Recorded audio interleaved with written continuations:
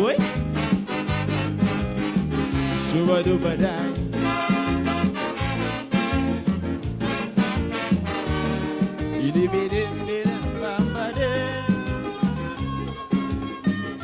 This blessed country, oh land of beauty, I pray for thee.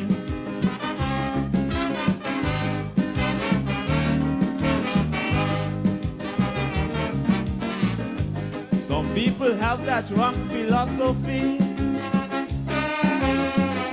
that politicians can save a country. They never try and do it spiritually. And now this system exploding on we. The country in a recession, a big change from the old time religion. Mankind rewriting history in a modern but a bad version. We're living in our final days. Take a look and change your ways.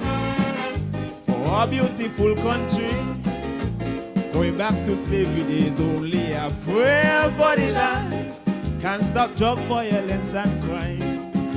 A prayer for the land, yes, these are the signs of the end of time. A prayer for the land, the price of living, man, is so high. A prayer for the land, that even the rich like the poor cry. You say you're concerned and care, we country living in fear, but all are we born right here. So let's say a prayer, the Almighty Father will hear. And I see to the Lord, boy. Shuba duba die.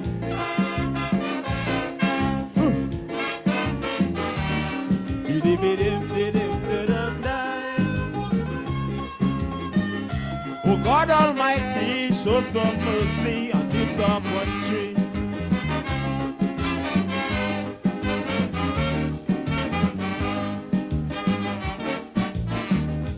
My world standard gone way down the drain. Little children using rum, crack and cocaine. It seems like wicked-itions gone insane, and everyone playing the dirty game. Too much guns and drugs in the country, owned by Tom, Dick and Harry. But if you're wrong, you must pay for it, for the law, no one above it. Put an end to victimization, oppression and segregation. It's not a good thing for this country, so let's try and wipe it out totally with a prayer for the land, of fire and brimstone go burn with it. A prayer for the land, some say they're picking out who should get paid. A prayer for the land, and that's why the prisoners burn down the jail. A prayer for the land, one day it must prevail. Please don't let this country become an next Haiti. No peace, no unity. Bow down humbly, the Almighty will answer it. Oh yeah.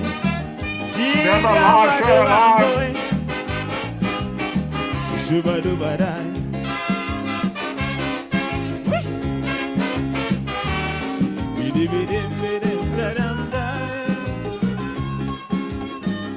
Oh God Almighty, show some mercy on this our country.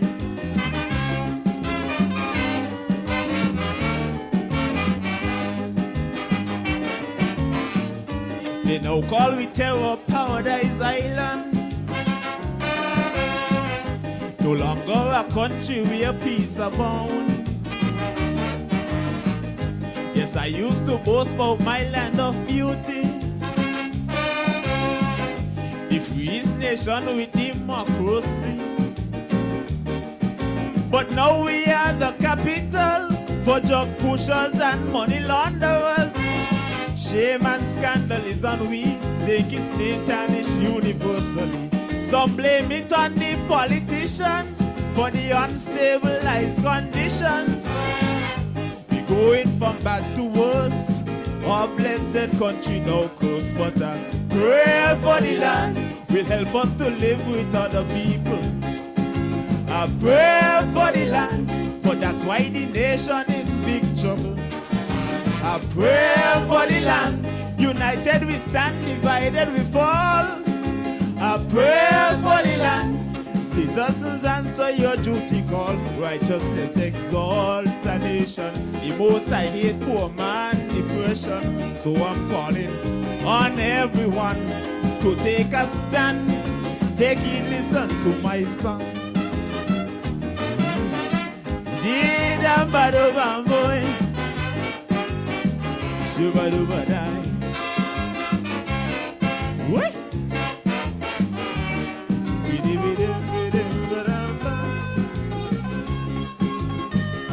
This blessed country, oh land of beauty, I pray for thee. Sound of the man King Craig, mighty Craig there. Pray for the land and pray for the Federation of St. Kitts Nevis. I'm DJ Mauricio and I'm coming to you live and direct from my bunker here in the Republic of St. Paul, St. Kitts. Yes, you heard me correct. I'm back in the Federation of St. Kitts Nevis, safe and sound, fresh out of the UK via the New York area, and I'm back here. And this evening, we're going to have a few guests this evening. At the top of the hour, we'll have someone in the likes of none other than Professor Sweeney. Yes, the King Irving Sweeney will be joining me at the top of the hour, followed by the Honorable Marsha Henderson at the bottom of the hour at 6:30 p.m. So I'm just organizing myself and getting myself organized. I see a lot of your folks already logged on and ready to rumble. So just let me organize myself here and let the folks know what this program is all about. So as soon as we take care of that, we come back and organize my girl, Sister Carmen and my boy Carbo. So stand by that we can give an update and what this program is all about. Wednesday evenings are heating up. Log on to DJ Mauricio's Facebook Live broadcast every Wednesday evening from 6 to 8 p.m. It's a frank and a candid exploration into the social, cultural, political, and economic issues affecting our federation. And just in case you missed it, you can also catch the broadcast on his YouTube channel, DJ Mauricio. Subscribe to the channel on YouTube and smash that bell. You will be notified whenever he goes live. DJ Mauricio, every Wednesday evening, Facebook 6 to 8 p.m. or thereafter on his YouTube channel, DJ Mauricio. Log on.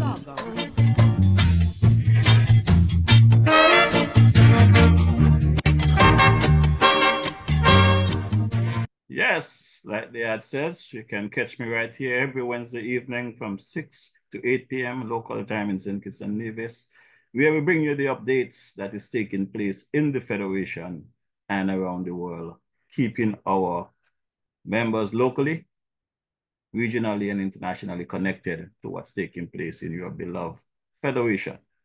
So let's see what my boy Carbo have to say to the folks across in Fountain, Nevis. Cabos, located at Fountain Village in Nevis, is the go-to spot for your Saturday treats. Tantalize your taste buds with his delectable Cabos Delicacy Goat Water. Or, if you prefer some soul food, then Cabos Punji and Fish is definitely the way to go. Call ahead and reserve at 869-663-9694. Then make your way over to Cabos and enjoy the vibrant atmosphere while you savor your delicacy. Cabos, we are not changing, we are only improving. Food all over, food all over. You got the food all over. You heard it, Carbo does food all over for you there in Nevis, and Carbo now does delivery locally there in Nevis and here in our beloved St. Kitts. So if you have a party, a wedding, funeral, whatever, and you want to dazzle up your menu with some of Carbo's delicatessens, feel free to contact Brother Carbo and let him know DJ Mauricio sent you. Stand by for Sister Carmen. of Carmen Caterers. Girl Sandra, you know where you can find nice fresh local food 7 days a week, one provision and all kind of thing. Girl, where? Right down there by Shellings, by Carmen Catering Services. Girl, she opposite the bus stop. Girl, and she also cater for weddings, parties, anything you want to cater for, funeral and all. Girl, and trust me, you're gonna enjoy the food. And she also selling bites and Sundays. Opposite the car shop, right down the main road. Girl, you could call 665-1494 or 663-6005 to order your food or go and pick up your food. Girl, the food will be finger licking and you get your money worth. You ain't want nothing better than that. Not a thing Hey, better than this that. is Malvern from Spectrum Band, and you're listening to DJ Marisha, playing you the best in Caribbean music. You got that? Hey, this is Malvern from Spectrum Band, and you're locked into DJ Marisha. Keep it locked. Right there. Yes, folks, good evening. You know, just since I have a little couple of minutes here, let me just hail up some folks online since you guys are up and running so quick as I stand by for my first guest at the top of the hour. Like I said, we're going to have the King Irving Sweeney, professor there in the US of A, out of the village area here in our village of St. Kitts. I'm going to say good evening to Sister Wilma Prokop. How are you doing? Katrina Ballett, how are you doing? Clayton Davis, welcome to the ride. Brother Kent Benier, how are you doing, sir? Welcome to the ride. Veronica Roberts. Carlos Vanterpool, welcome to the ride. Casilda Francis, Janice Carter, Mark Dorr, Ermin Farrell, Annette Morton. Good evening, welcome to the ride. Samuel. Nylene Butcher, welcome to the ride. Juvin Kings, Angela Dorr. Brother Ken Gonzalez, how are you doing? How Brother Ken doing? How is Sister Debbie? Hope all is well with you guys. Avril Lewis, welcome to the ride. Delicious Nicholas, how are you doing? Mighty Pat Ferdinand, welcome to the ride. Wilfred Richards. Well, folks, as I said, over the last couple of weeks, I have been traveling, as most of you would have known that had my cousin pass away there in the UK. Gentleman by the name of Alman Hutchinson, aka Jerry Carty. We laid him to rest last Wednesday over there in the UK. So I bounced my way back to you via JFK area last Wednesday down to St. Kitts on Saturday. So I'm here, as they would say, safe in the arms of Jesus, safe on his gentle breast. I want to thank all of you who took the time out to show me the love while I was there in the UK. Sister Loretta Wharton, hope all is well with you. It was good seeing you coming to support my cousin at his funeral.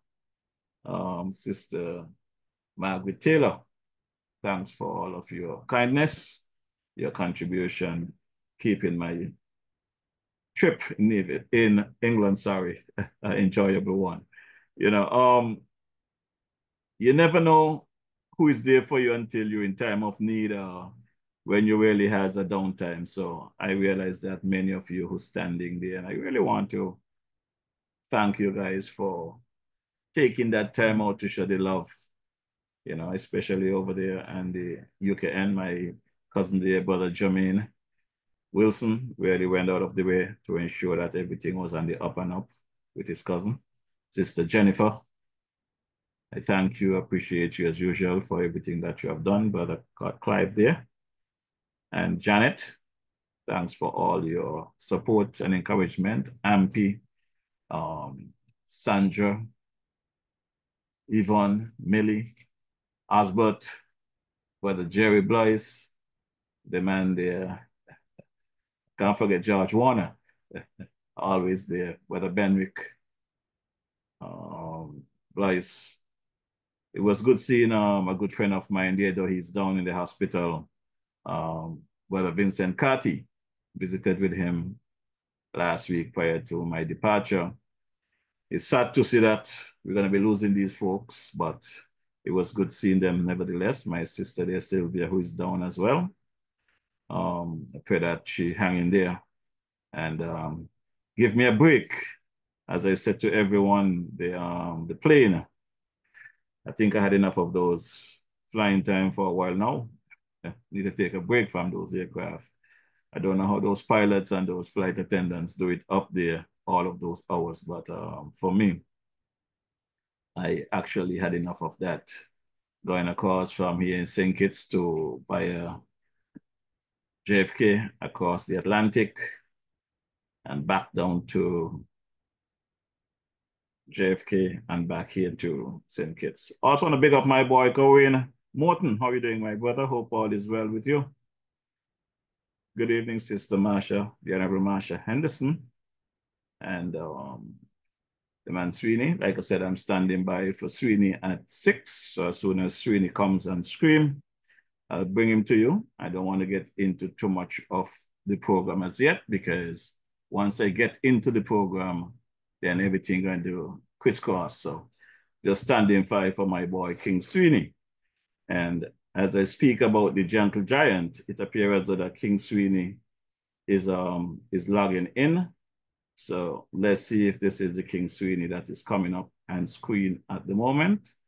As soon as he pops up and open up his mic and his picture appear and screen, definitely tap your screen and open your mic there, Brother Sweeney. Good evening. Tap that mic icon that you can open. Just tap that mic icon with the red dot with the cross it. I guess it's to my right, to your left. Just tap the screen, touch that mic icon.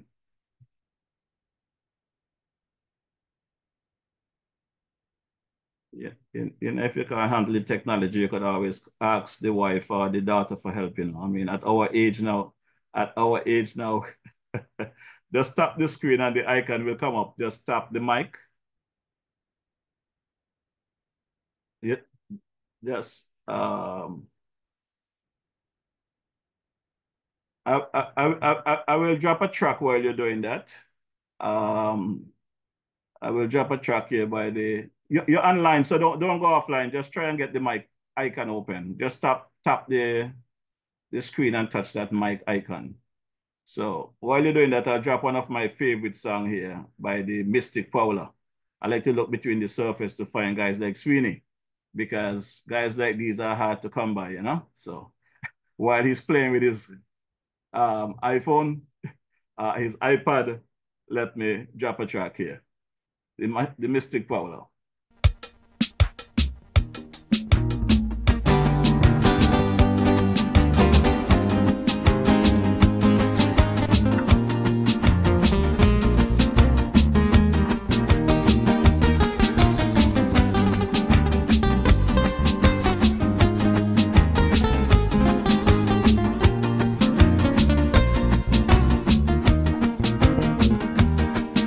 Sometimes I just get angry when I see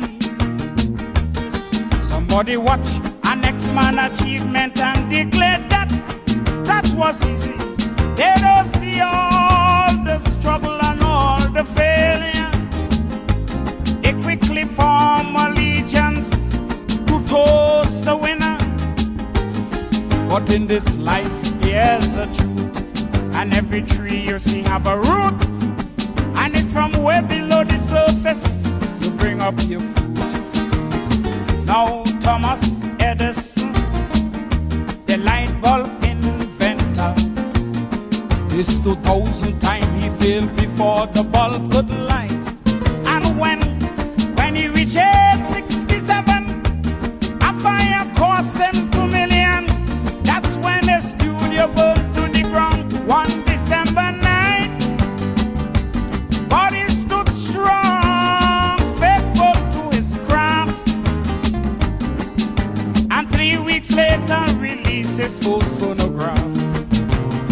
You see, he had the stuff great men are made of. It's the stuff you could miss unless you look below the surface. I say he had the stuff great men are made of. It's the stuff you could miss you look below the surface. Okay, Shaki.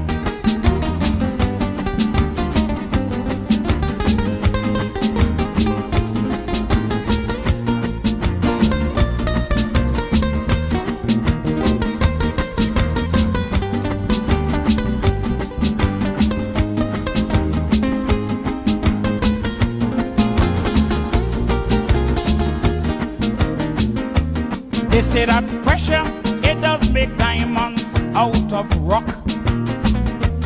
And it's the same with the human character. When our dreams are dumbstruck in a jail, two men looking out through the same bars. One will fail, cause he see mud while the other sees stars. You see, while pressure humbles the meek, it strengthens who earnestly seek. It's the barometer that measures the strong and the weak. Because Martin Luther and South Africa Nelson Mandela, the darkness in their jail cell couldn't dim their lights. And civil rights advocacies only fuel more energies. For the more injustice rages, the more they fight. And for 27 years, Nelson Mandela suffered. And from jail became president of South Africa.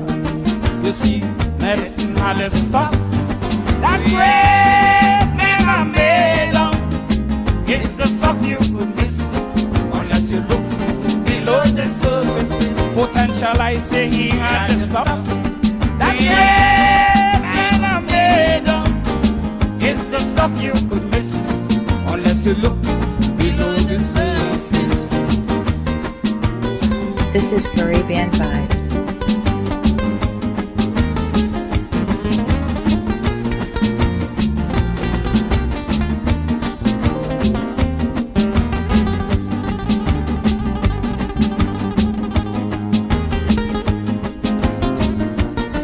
This is Caribbean Vibes.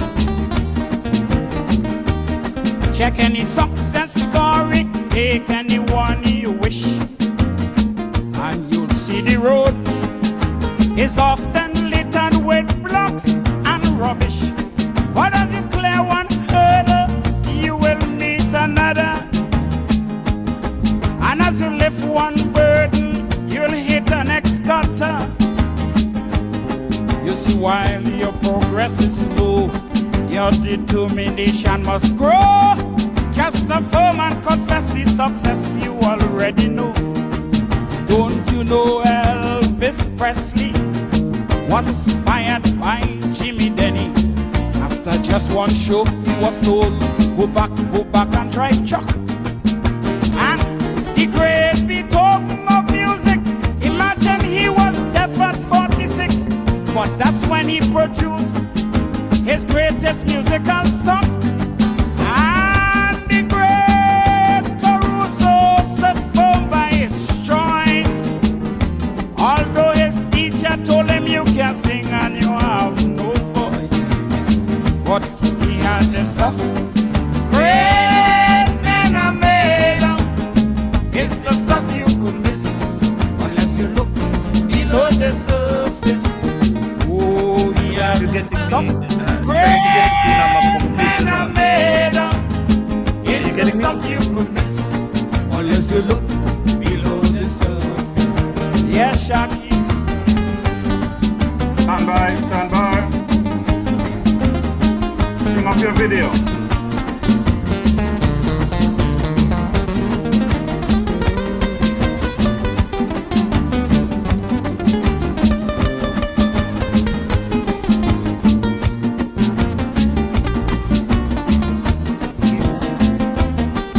As a nation, we will do well to train our young, not to adopt a luck and chance approach or a gaming disposition. For they will dream of easy money and sweet tomorrow. From a get-rich scheme with a 1 in 100,000 ratio. We need to teach foundations of truth, trees that send down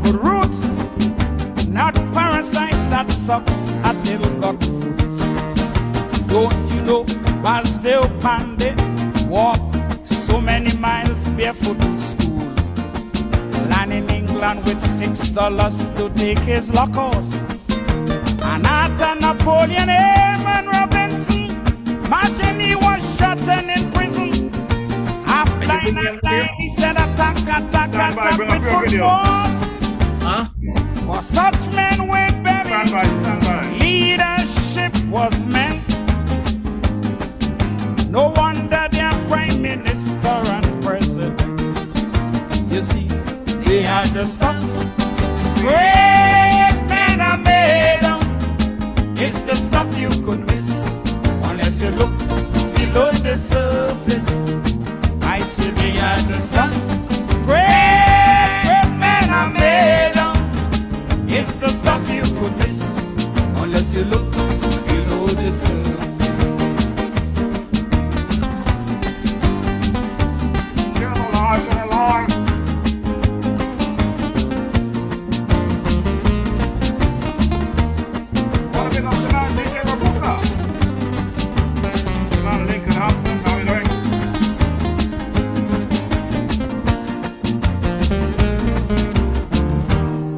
Yeah, Brother King Sweeney, I could hear your voice. I don't have a picture of you. Can you bring up your video? Actually, my video is up. Everything is up. I don't know what's going on with this. Not up. Your video would have to be on or off. It can't be up. Yeah. The video is actually on. I don't know what's going on. It's saying Sweeney and then it disappearing. So the other device that you're logging on, I was seeing you clear, and it's just that your mic was closed. Right. And I just couldn't get the off button going. I don't understand what's happening. And I use this every day. Literally every day. I shift to my computer. Now I can't get the video. Well, I'm going to tell you something, you know. When it comes to a legend like you, I want it all. I don't want just video or just audio. So I'm going to drop another track. So log out completely and log back in with your video and audio. All right? Okay. All right. Let me try again. All right. Cool. Log out completely. All right, peace. All right. Cool. So let's drop another track here by the man King Austin. This one is called Progress, because you will find out by the end of the night that Sweeney going to be releasing a new song tonight entitled Progress as well.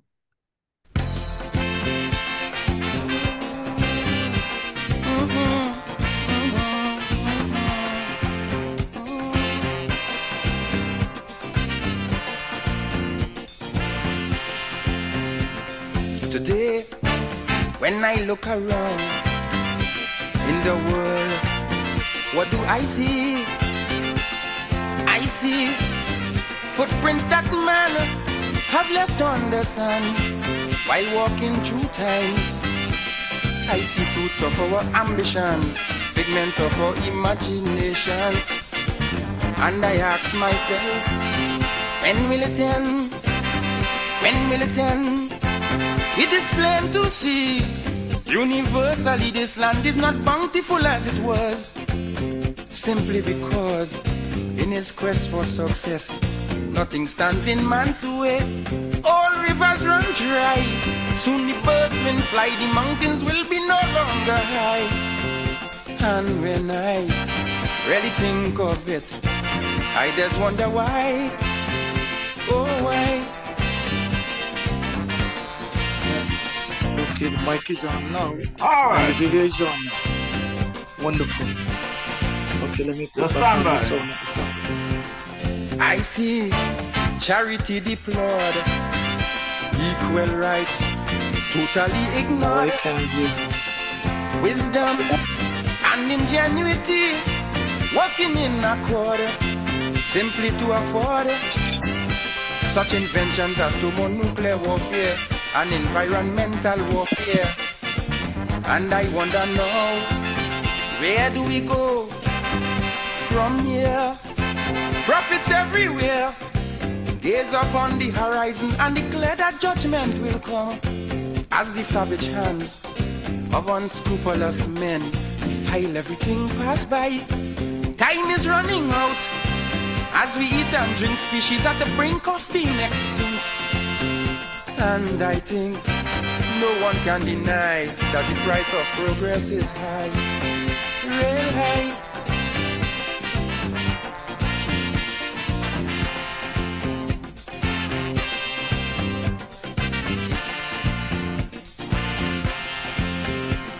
I see consciousness as great as today.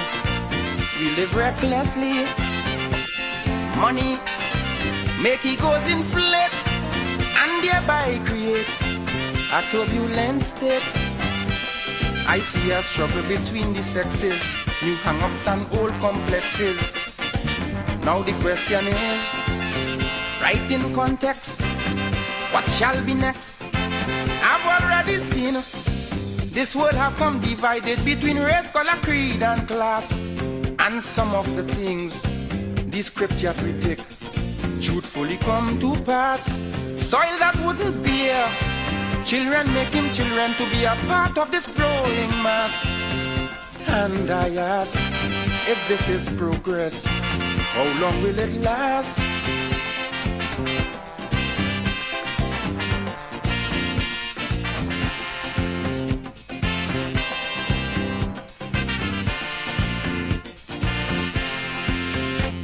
Yes, the man, Mystic King Austin. This one is called Progress. And I have on screen here a general out of the Federation of St. Kitts Nevis, Brother Sweeney. Hey, my man, how you doing? Man, I'm so happy to see your face on screen. I've been trying. Why are you so hard to find? No, man, I ain't hard to find. I mean, I just stay in my lane, keep a low profile, but always there when it comes to something to do with St. Kitts and Nevis. You know that. The last man that stay in the lane, you know where he be, Well, I ain't going there. But you see, look, when you understand that different people got different roles to play, and you understand your role, I mean, you make your contribution within the scope of what you're allowed to. Yeah. All right, so it's been a while, and I just told the folks earlier, your purpose here this evening is that you're going to be dropping a new track. But before we even drop the new track, I have to play a signature track that I know you buy. Back in the days, if I'm not mistaken, I think you bang off them boys in the Calypso Finals with it song. But before we get into all of that, there's people online who might not know who I'm speaking to. So could you just give a quick synopsis of who is the King Sweeney? Who is the King Sweeney? Well, I'm a villager. First and foremost, I'm a villager. I'm a former teacher, former Calypsonian, not former Calypsonian, used to be pretty much engaged in the Calypso competitions. Won twice, first one up 5 times, second one up 5 times, started the Youth Calypso competition. I've been a teacher, still a teacher, always will be a teacher, and a politician, and always trying to see if I could add something to the development of my country. Because as I've always said with you, DJ, I think we have common objectives because all of us want to see our country better. And the argument is about how do we get it better and what contribution can we make towards that end. Definitely. That's why you and I always have great conversation when people try to put us in a political tug of war and we don't go there, we don't follow them with that. Well, politics shouldn't make enemies, I mean, we could agree to disagree. I mean, we're not going to disagree on everything. We're not going to agree on everything at the same time. And we may have certain philosophies staked out which kind of keep us not in the same political camp. But again, at the end of the day, the country is bigger than any one of us. And we are nationals of the country. The country has done its part for us in terms of giving us nationality, giving us nationhood, and it's now up to us to see what we can do to make the country better to pass on to the next generation. Well, my favorite topic is not what your country can do for you, but what can you do for your country. I love that. Some people might modify that and say what your country allow you to do for it too. That is true, That is true, because I find out that if you listen to these politicians from time to time, they would tell us, you all travel out and you all accomplish certain things, bring it back home and share with us and help us out. But when you come, some of them don't want to see you. Well, we still haven't emerged from that type of thinking. There's still the thinking that anything coming from outside is better than if it originates at home. Right. And most of the times, whether it's ideas, whether it's material, whether it's a number of other things, most of the times, I mean, the indigenous thing is better. But we got to get over that psychological barrier. And it's something that we keep perpetuating. We just keep operating like crabs in a barrel because we think that in order for us to progress, we must bring down the next person. And it's not really so. Not so at all. And that I could attest to you. Brother Sweeney, you stopped short of saying that you run for office. You ran for office some time ago, right? Well, I think I actually said I was a politician. Being a politician doesn't say you run for office. I want you to tell the people the real thing. You know? This platform is about the truth. I contested twice as a candidate for the People's Action Movement. I was proud to be a candidate. I was in my constituency, in my village area. And my intention was, what could I do to help to make my community better? Because my entire life has been trying to better life for the people that I serve. Because I could not reach the heights or achieve what I have achieved without the support of people, without the support of my villagers, without the support of St. without the support of teachers and friends in particular. And talking about friends, let me hail up Juggy. Juggy has been a super friend. I won't tell you certain experiences that we have had, but when it comes to friendship, this is a symbol of friendship. And that if and when you know some of the stories with us, you'll understand that you might want to change the meaning of friendship in the dictionary and simply put Juggy. All right, sir.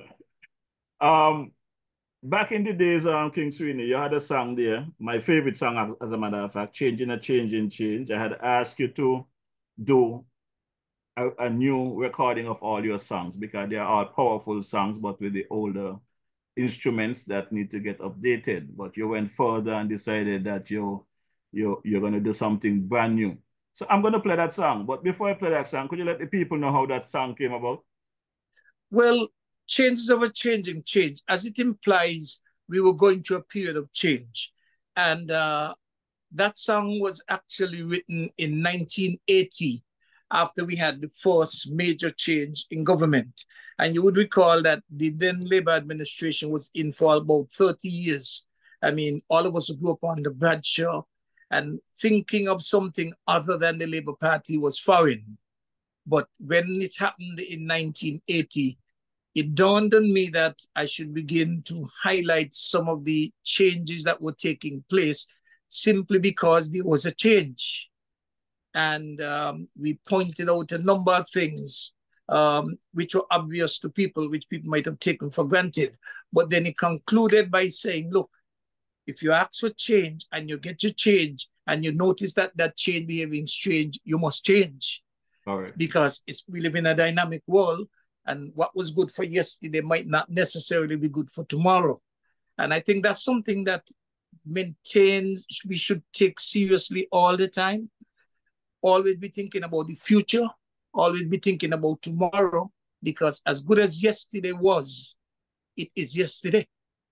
And younger people, older people, and an entire country has to look at prosperity, looking forward, looking for progress, and continuously changing with the times. And that's what initiated the song, Changes of a Changing Change. Well, with that said, we're going to drop the track, Change of a Changing Change, from back then, and we're going to drop into Progress following. So let's take a quick listen to the King Sweeney.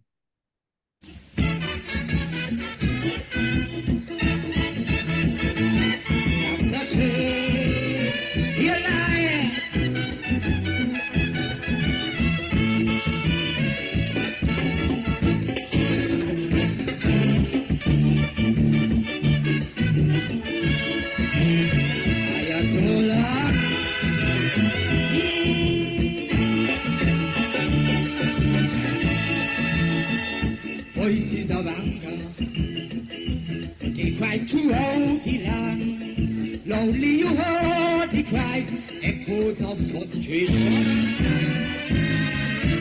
Man, the well-being of man, his development should force you to understand and realize that the youths of this country want to raise themselves out of poverty. I say it was time we had to see there's a living standards for you and me. So change, I fight for a change. Hear me, and on election day, the country gave me a change. So if today the doctor is no premier, that's a change. First time the House Assembly argumenting dear, that's a change. You see his Calypso that did the trick when Johnny Turner hit them the kick, so they change. Ayatollah change, Congratulate change. Oh yes, petitions the change and we learn. Oh yes, The King Sweeney changes.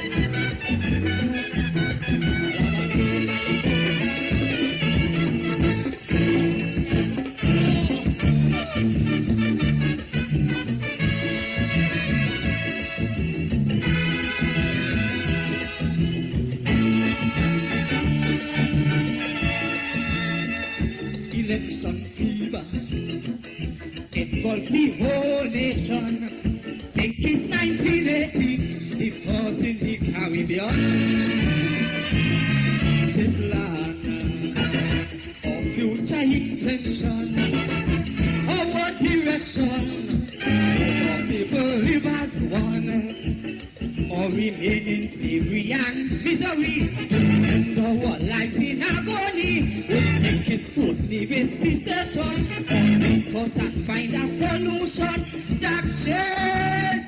I pray for a change, hear me, and with a collision, Navy secession had to change. So if Minister of Trouble control the land, that's a change. Them say Navy's got all the money in the hand, that's a change. But that you promise we provident fund, and if years and years we ain't getting none, we got change. And we got that change. People will change. Oh yes, petitions will change. Tell them I say.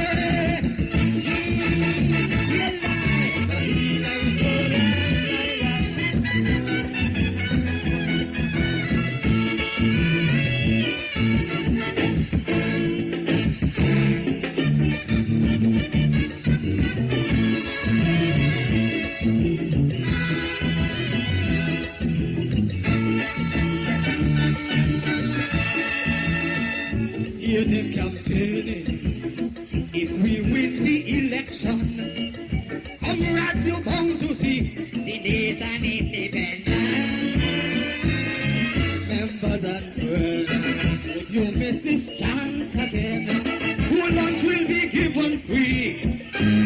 Sunny salary. This nation needs men like you and me.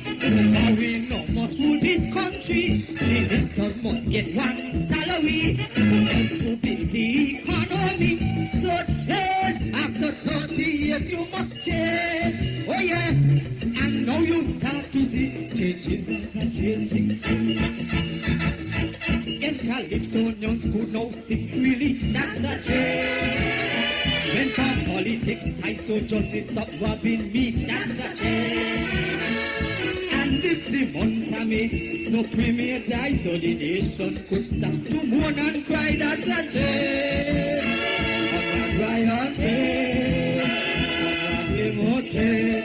Oh yes, it is just the change. And I gone. You like King Sweeney. That's a change. Changing a changing change.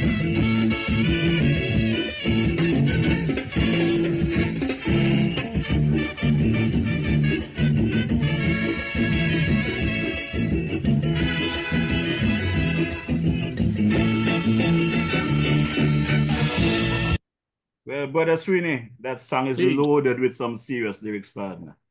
You know, the funny thing about that song was first done 44 years ago. That's 1980. But then, 1995, when there was a change, oh my God, the new administration played the same song about 20 times today. I remember Erasmus heckling me about it. So we really had a good laugh. But the key thing is, you see, one of the things about Calypso is that you're documenting the moment, you're documenting the era. And that's why I tend to dabble quite a lot in social commentary, because I use it as a historical vehicle so that, you know, folks coming after you when they listen to what you write, if there was any sense of accuracy, it kind of give them an insight as to what that period was like. And I thought Changes of a Changing Change really capture the moment at that time. Definitely did. And as I said to you, listening to that song from back 40 plus years ago, you could imagine if that song was to be recorded over with the new technology we have today, what kind of sound you will be getting? I hear you. And I mean, quite a lot of people have been encouraging me to go back into the studio and do over some of the older songs. But then I had a choice to make. I kind of been following developments in Syncits. And I like to be kind of impacting the current. And as I decided to go back into the studio earlier this year, I really thought long and hard about what I should do. Should I just simply go back in and sing over the older songs? Or should I put something out there which might have meaning for now and which could probably attempt to address our current situation? And I know you're going to get into the launching of the new song, which I put out as Progress for Prosperity. But the thinking really was that we are at a critical point in our national development. You need all hands on deck because you're faced with a national challenge. What's the national challenge? It's one of crime. It's one of, well, I wouldn't just say young people, because whereas the young people might be in the forefront of the crime, a lot of it turns back to the parenting. And I decided, look, if I put something out there and I could even reach one parent or one youth, or maybe even the business sector, the government, and it has any positive impact in helping to address the situation, that it will be worth it. The song, yes, is Progress or Prosperity, but it's going to be interpreted as Put Down the Guns. Mm-hmm. I know that's how it's going to come across to most people. And it's really an appeal for people to recognize life has value. And I mean, if we don't value life, and I mean, life, or people are our greatest asset. If we don't value life, I mean, what do we have to show? What do we have to continue our development? What do we have for the next phase of handing over a country to the next generation? It's nothing. That is all true. While I'm talking to you, I'm here looking for the song. I sent it to my email and forwarded it up to my computer. I know it's there. I played it earlier, but now I can't find it. So just give me a few minutes. No, that's okay. So yeah, but to dig a little deep into the song really said, look, do we really love our country when we adopt a posture of just killing just for fun? I mean, no method, no thinking, no rhyme, no reason, just killing. And if we really say that we love St. Kitts and Nevis, then we got to put an end to it. The young people, first and foremost, they got to understand that they're the people who are going to be running the country in the future, who are going to be making decisions, the policymakers, and it's up to them now to begin to lay the foundation for the type of country that they want. Because if you continue to, support that approach, you're going to end up having, just total warfare where it's being ruled by the gun. Mm-hmm. But at the same time, while they're doing what they're doing, our government also have to understand that you have to acknowledge young people when they make positive contributions. And you're going to find that song makes mention of El Comedo Willett, Tim Collins. Why are they not recognized as national heroes for their contributions? The songs gets into that. And then finally gets into the business sector. The business sector, quietly, you can help to determine the mood of the country. If people continue to struggle to survive, regardless of what they do, you keep raising your prices higher and higher and higher without justification. Mark, there are times when it's justified because you may not control it because it's input. But if you are taking that position without justification, then you're actually contributing to crime. And we're asking for a wholesome approach so that we could address the problem in our nation at this point. Okay. That song, for whatever reason, like I said, I'm not getting it pull up. So I might have to get you back here next week with that song. But I tried it, it's not coming up. So let me see if you there? Yeah, I'm here. Okay, so I'm not getting that song pulled up. So let me try and drop another track here and see if I'll get this one, because you're speaking about the right history.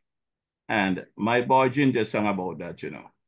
The problem is that we seems like not to have any respect for the locals in this regard. So if you can just stand by, let me drop this one with the King Ginger and come back and see if I find your track. But the Ginger might be able to give me a little heads up on what's next. But I love the track. I listened to it last night when I got the second track. The first one, as I told you, was a bit low, but I listened to the second track and much better, really up there. So I look forward to giving that to the general public for listening ear. So let's drop this one by the King Ginger. This one is called The Right History.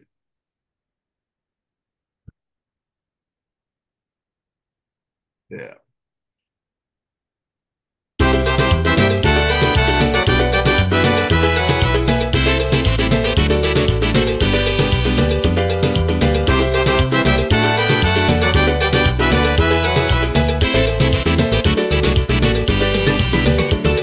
They taught me about Columbus, Walter Raleigh and Francis Drake, but the right history for Queen City they didn't make. So divisions who have made contributions are bypassed and neglected, and foreigners dominate the island's history instead. So I contacted a historian to rectify that for me, because the history they teach in school means nothing to me. Navy's history must deal with divisions and not men from foreign countries. That's a disgrace, and I say that I am not pleased. So I tell him, Mr. Historian, listen to me. Write a few chapters but with us cricketers. Will it out at an and Paris? Man, they put the name and will land on the map universally.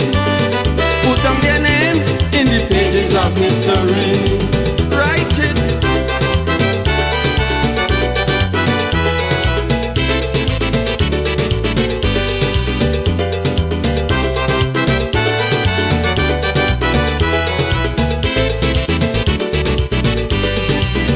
Entertainment, we're among the greatest. That is a fact no man will deny. Have you reached the top of your club, but all of them try. The late Jokang was the greatest masquerade. No other mask could dance more than he. It used to be fun to see the man shake up his big belly. And Lord Cam was the first division ever to cut an LP. Although I understand that he only sold 2 or 3. We invented the threat we call culture, a man, Calypsonian, Baha'u'llah the meek. Created cadre to make rock and roll to the beat. Mr. Historian, listen to me. The best string bands in the Caribbean come from where? Tell him! And those folklore dancers are the best thing you'll ever see. Excellent talent for the pages of history.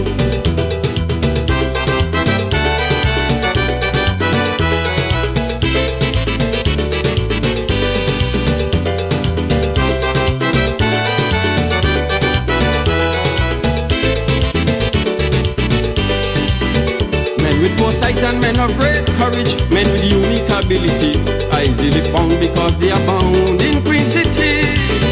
Little Zumba is a big time drinker. This midget could drink with apparencies.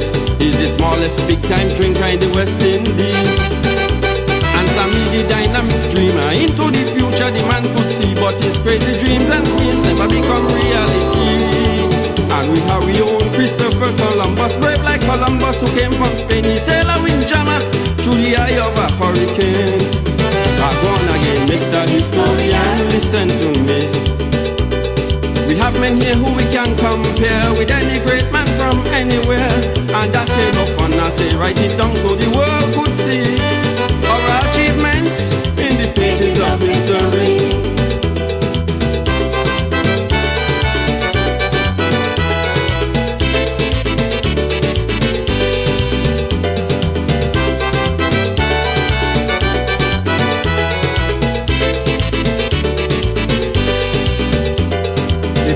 Sergeant Vance and Marita selectors rob them of their glory. Put down their name in the pages of history. Write it.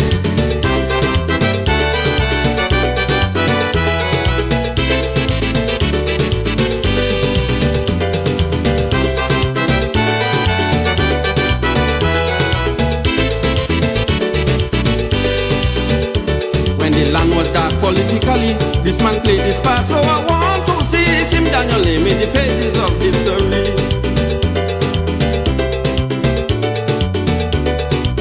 Give the man credit, 20 credit. Just keep him far from the cash.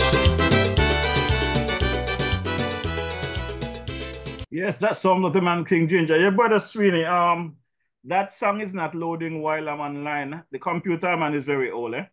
And since you guys have not donated the funds for me to get on your computers yet, I walk away with what I have. See, you gotta press those buttons, you know, those contacts and those, you know, those millionaires and billionaires and I almost say CBIations.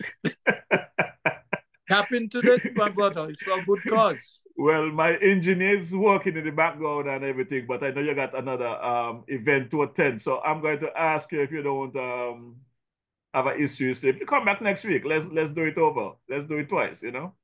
Okay, no problem, no problem. Because I want to give you, I really want to give that song some mileage. I love it. The message is good. And, you know, one of the things is that when it comes to the type of lyrics that you write, the songs that you sing, it begs to ask the question I ask all the time. What become of our Calypsonians? You guys was the leaders, the teachers of our community. You all bring the message to the politicians and ensure that they do what they need to do. Today, everybody's singing $4 or $5. A tip tap bap bap and they're gone. Not to cut you off, but that was one of my concerns. You know that we made some intervention with the Youth Calypso, provided the trophies and other incentives. And one of the recommendations we made to the Calypso committee, there were two in particular. One was to do some training in the high schools, attach one of these serious senior Calypsonians, because we're entering a phase right now where apart from a very small handful of Calypsonians, most of our Calypsonians are not writing. They're not writing. And yes, I have nothing against somebody else writing for you and you singing a song. That's fine. But it doesn't always bring out your perspective of what's taking place. And I always say, look, when you look to a guy from Trinidad to write for you, he might be one of the greatest writers, but he hasn't experienced what has happened in St. Kitts. And the twist that you will give with it. I mean, I always admire people like, say, entertainer, controller. I mean, it takes a lot. You see controller write like 4 songs about the cemetery, and that's not easy. It's not easy because each one is different. Entertainer, I mean, perennially about the agricultural aspect, it's not easy. Ellie Martin, his own style, coming with this attack from various angles, whoever he sees a threat and so on. It really developed the skill. And the more you do it, the better you're going to come. So we really need to start seriously. By the way, I was impressed with the Youth Calypsonians, the content in the last competition. And I think it points to the fact that the future looks good. No, we just got to harness the talent, and out of it, we could get some new Star Shields and new Ellie Mats and new Arrows and people who would take our culture and Calypso to a different level. Don't forget Ranger and the Mighty Loaf and those guys. Those were PJ Brown, those was things back in the days. I'm still looking for them. Yeah. Lord Kent, I'll tell you something. Look, you think Lord Kent gonna see any progress when he come back? Who's that? Lord Kent. Lord Maybe he will St. Lucia come back and see progress, you know. Well, Lord Kent might not come with progress, but he might say, we evolving, we still moving high. You know what I mean? But Lord Kent again is a good Calypsonian, because he looks around, he does his research and put pen to paper. And my thing is that I hardly criticize guys when they do their own thing, because it's their thing, you know, and every time they do it, they ought to become a little bit better. So I think seriously, That will be my main appeal to Calypsonians of today. Even if you're getting assistance from elsewhere, take time out and try and begin to do something in terms of writing, because you'll get better every time you do it. The more you do it, the better you become, and you never know what you will end up being. You might be able to pass that skill on to one of the younger ones. So, you know, that's the way I see it. And we need more people commenting on our social development, man. We need more social commentators. The guys who are running away from it. The Calypso, if Calypso is indeed the voice of the people, then let it be the voice of the people. If they, you know, there was one politician, I won't call his name here, but he used to tell, I could call his name, Mr. Bryant. I mean, everybody know a political thing, but he would always say to me, boy, Sweeney, you can't sing, you know, but you don't tell me what people saying. And that, to me, that of Calypso Final should be almost like a synopsis, a summary of what has taken place in the country.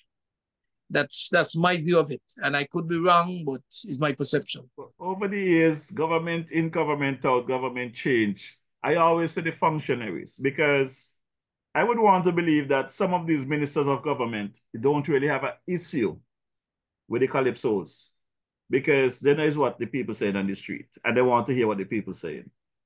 But the functionaries, such as the members of the Carnival Committee, the disc jockeys and the radios that choose they're not playing this song because they might take a hit in the government, which is nonsense.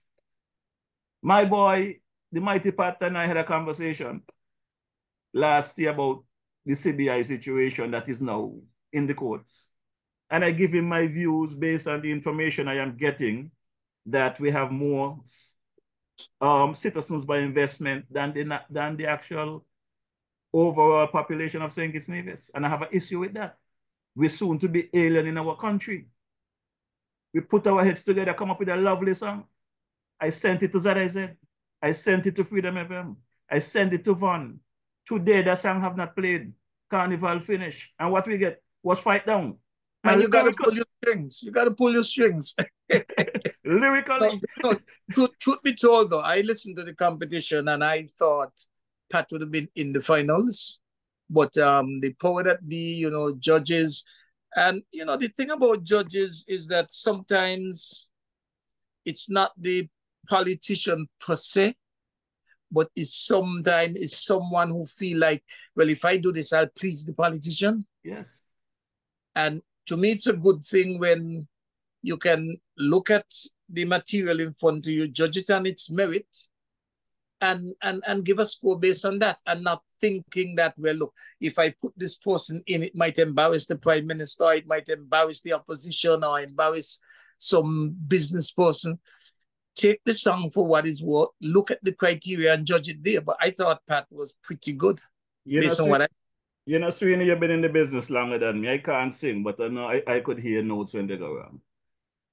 The policy that I do, correct me if I'm wrong, whenever an artist goes on stage to perform, you're judging the performance of the artist and not the band that is backing up that artist. Am I wrong?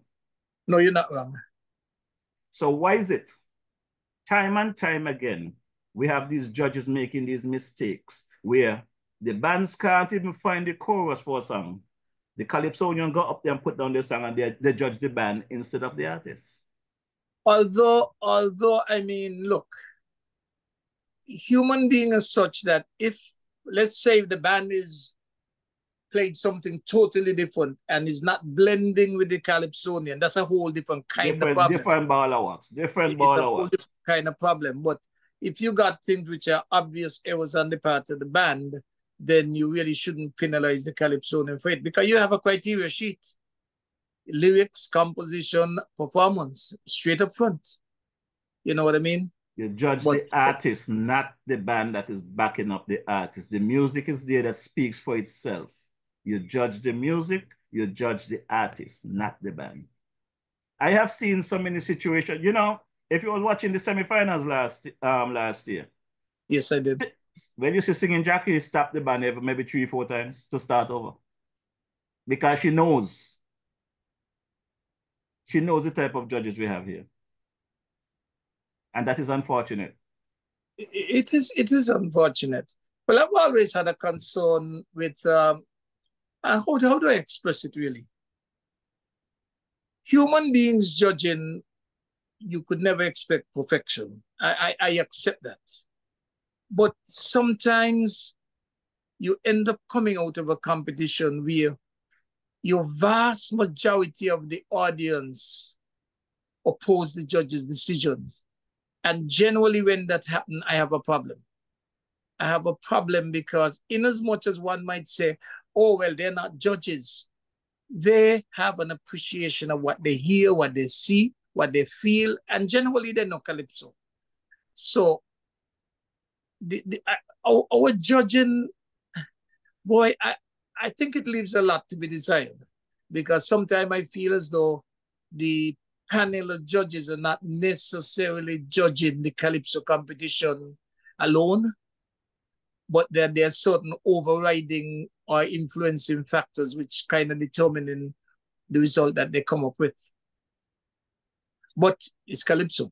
Okay, we're moving away from Calypso, Sweeney. I know you have another event to go to, but we are here to educate and to be educated. And I know you're a professor there in the good old US of A. So I want, when we giving our information to our people, that we are giving the right information. Now, you know that the big deal for us is that after some 96 years, they said that we now have two cricketers that is selected to be a part of the West Indies team. So our first West Indies players are test players, as they put it now, in the likes of Michael Louis and Jeremiah Louis. Oh, for St. Kitts players? For St. Kitts players, not Nevis, St. Kitts.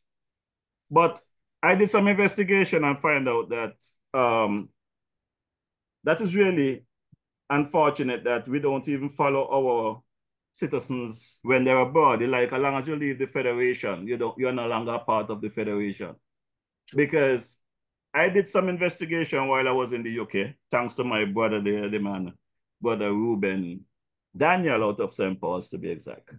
And it turned out that St. Kitts had a test player before, at least. Yes, yes. As a matter of fact, I must admit, I was a little bit shocked last week when I heard Ian Bishop mentioned it, that there was this young man from St. Kitts who played for England. He played 1 test and 2 ODIs, I think it was. Correct. I don't recall his name now. Was it Benjamin? Joy Benjamin. Right, Benjamin. I was shocked, and honestly. But I mean, things like this is information that should be available to all our young people.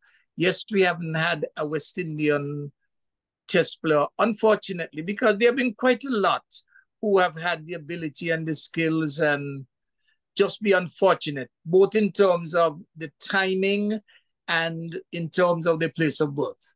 You know what I mean? There have been a lot who have been unfortunate. But when I heard it last week, I was pleasantly surprised. And these are things that we ought to know. We ought to know. And again, I just want to know what these politicians or these departments of sport or this cricket association, what they're doing if they're not bringing the federation information together for the people. Because no, it was a big deal 2 years ago. It was a big deal February for the football when Joshua Williams, who was not born in St. Kitts, his parents did. It was our big deal because he played in the NFL. My partner, this young man played test international cricket for England, but he's St. Kitts born.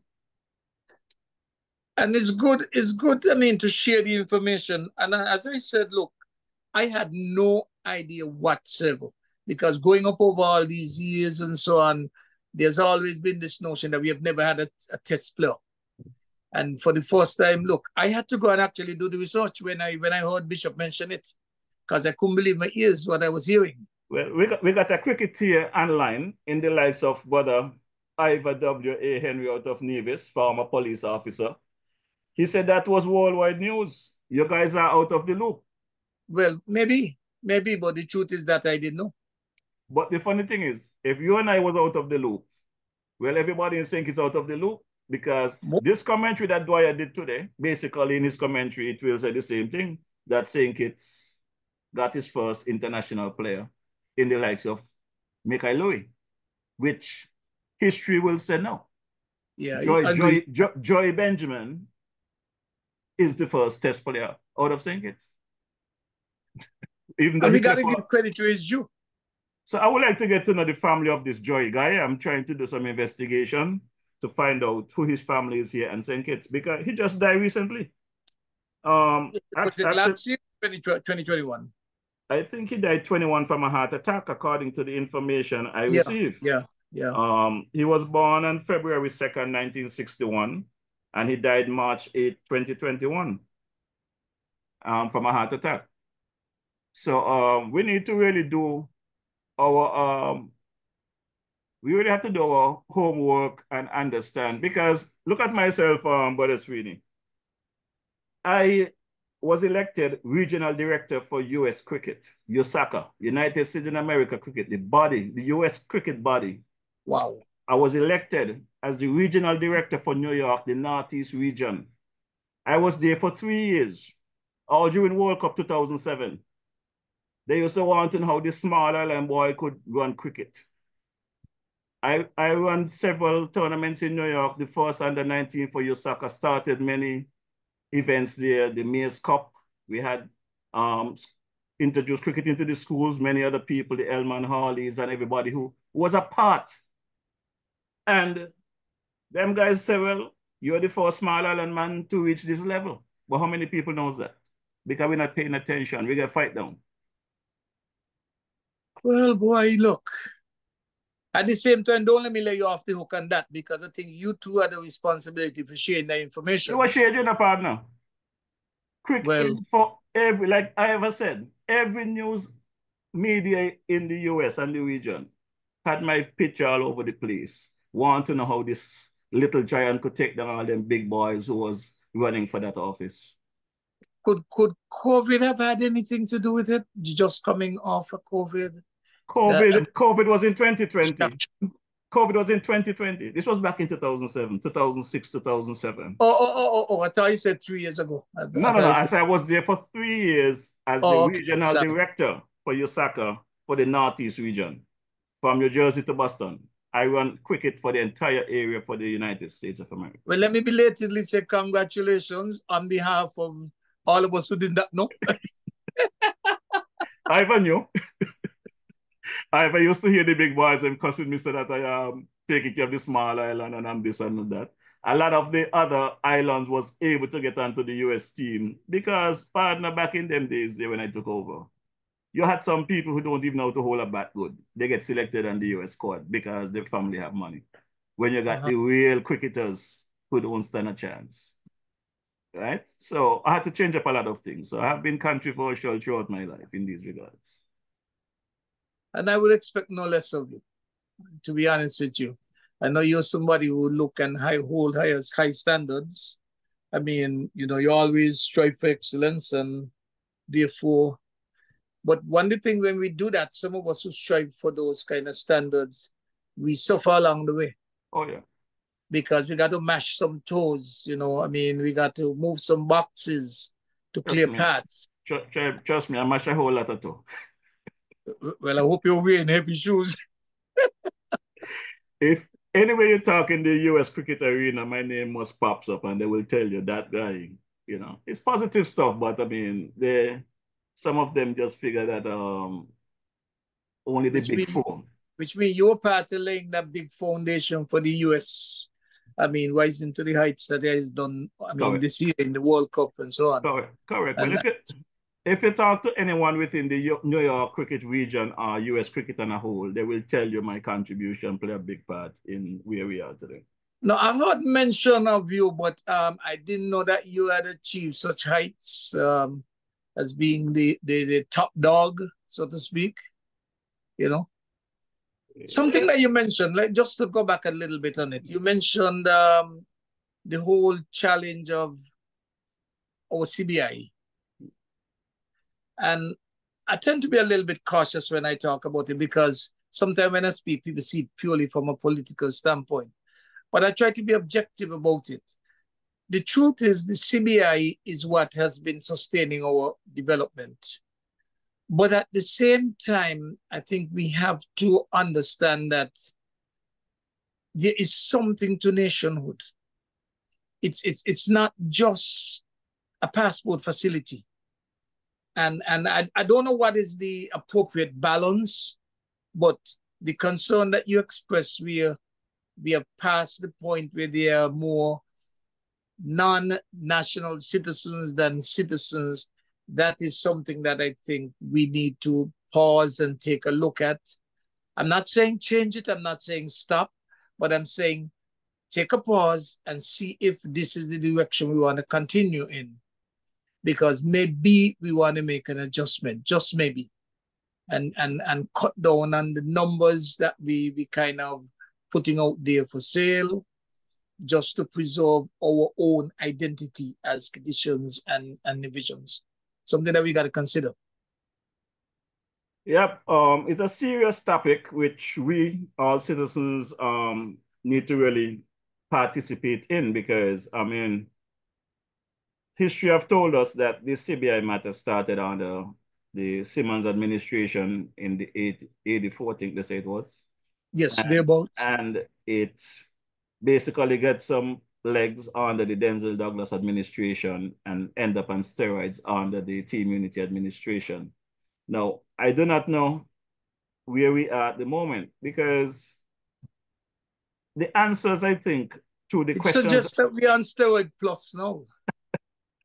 The answers that we're going to get, I think, going to be through the court system, because I do not know why it's so hard to get an honest, straightforward answer from these ministers of government that we elect in our federation. I don't understand. It's a simple question. Just answer the people honestly and straightforward. You know? Well, because not every clear answer turns out to be positive for the administration, regardless of the administration. Is it about the administration, or is it about the people and the country?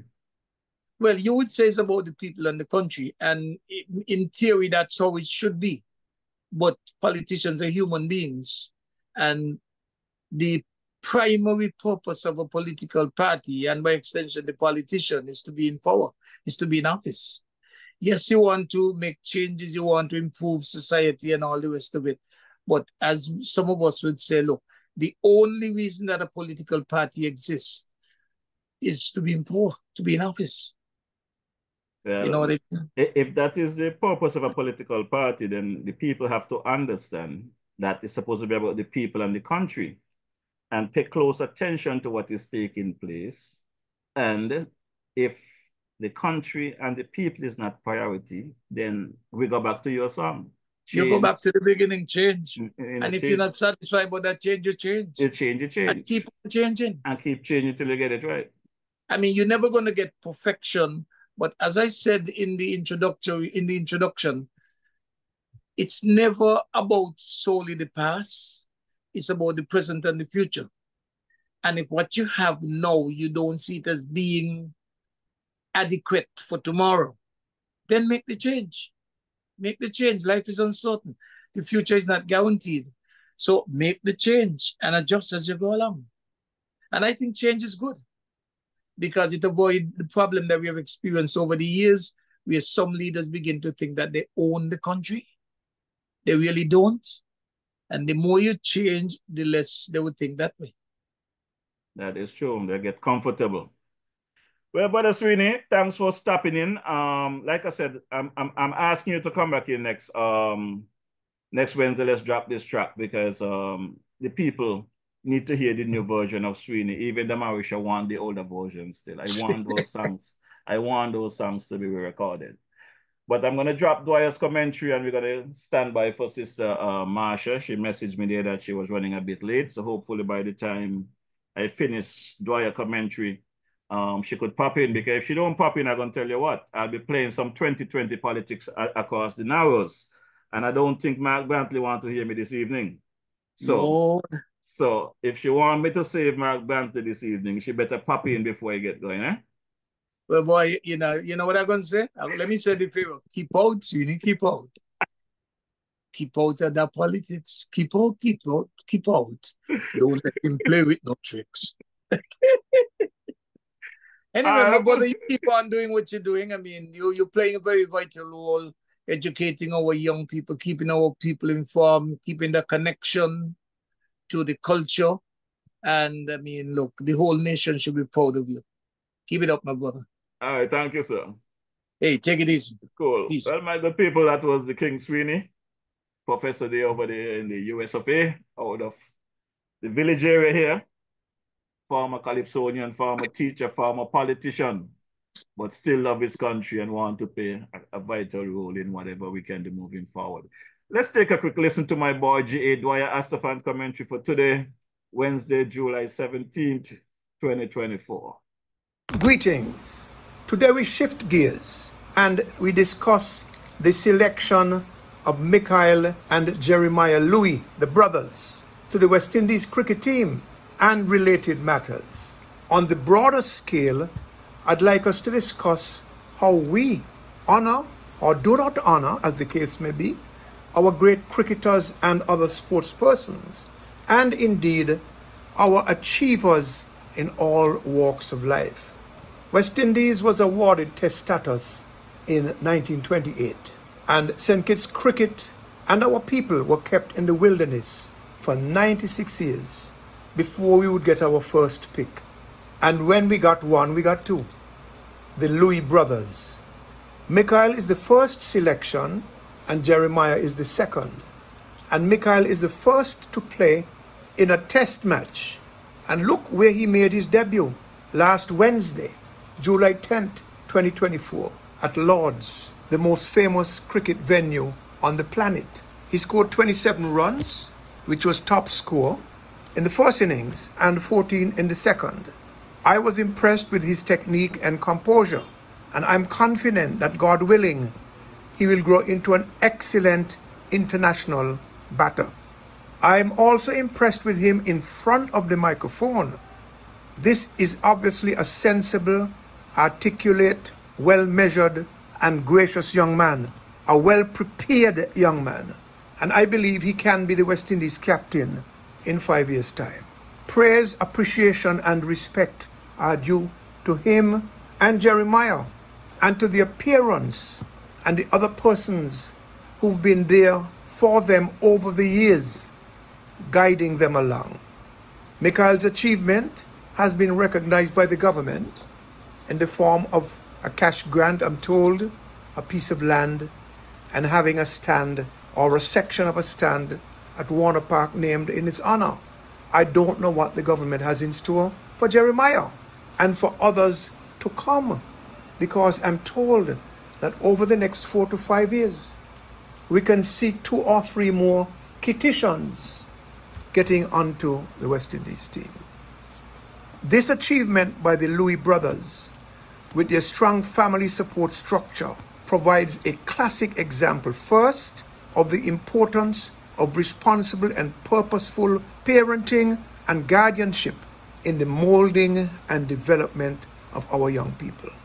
Second, of the benefits that flow not only to the children of the family, but also to the entire nation.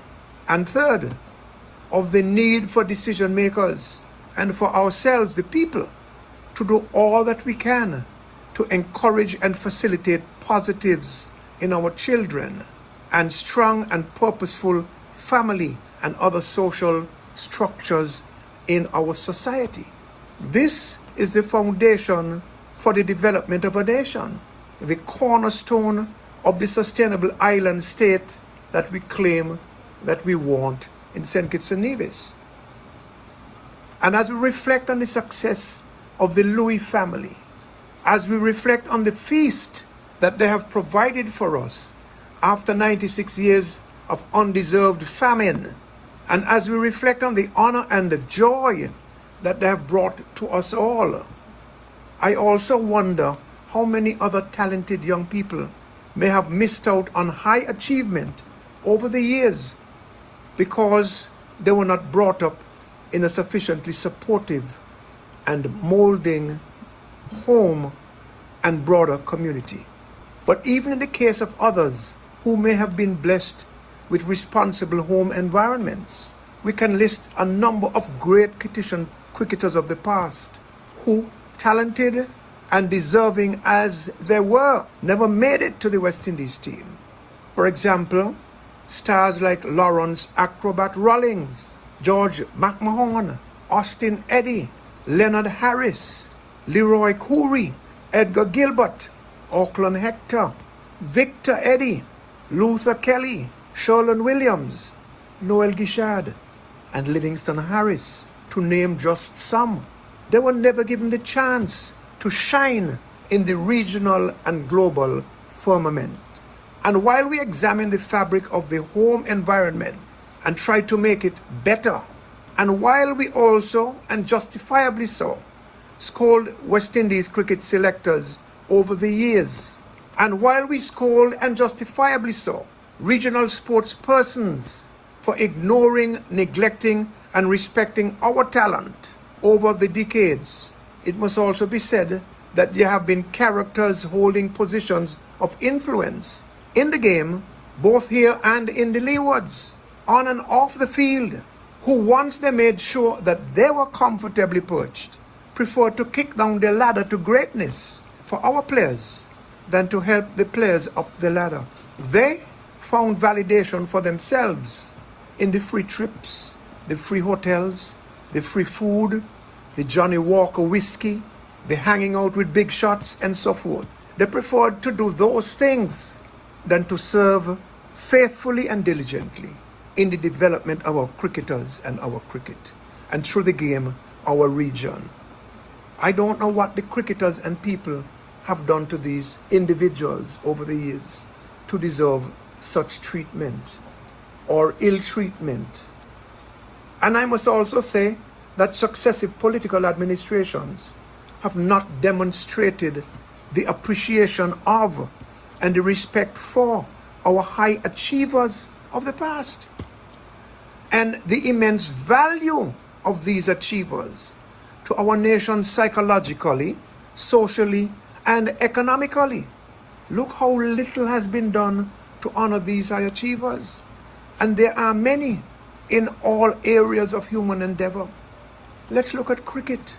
How many of those stars of the past have anything in Warner Park or anywhere else named in their honor? Yes, we have the Edgar Gilbert Park in Molyneux, the Len Harris Academy at Warner Park. But what about all of those other achievers? What about all of those other venues? What about our netball stars, footballers, volleyballers, basketballers, golfers? In track and field, we have the Kim Collins Stadium, the Kim Collins Highway, and Kim Collins Day. But how much benefit have we generated as a country from the fame and achievement of Kim Collins? Have we generated enough? My answer is no. No administration has agreed. I tried when I was Minister of Tourism to appoint Kim Collins as a tourism and goodwill ambassador for the country. Richards does it for Antigua. Sobers used to do it for Barbados. I think Bolt and Shelley and Fraser do it for Jamaica. We don't do it for our own. So while we're busy pointing fingers at outsiders for neglecting us and disrespecting us, what have we been doing to our own? We have so many old and new streets, housing settlements, and other areas.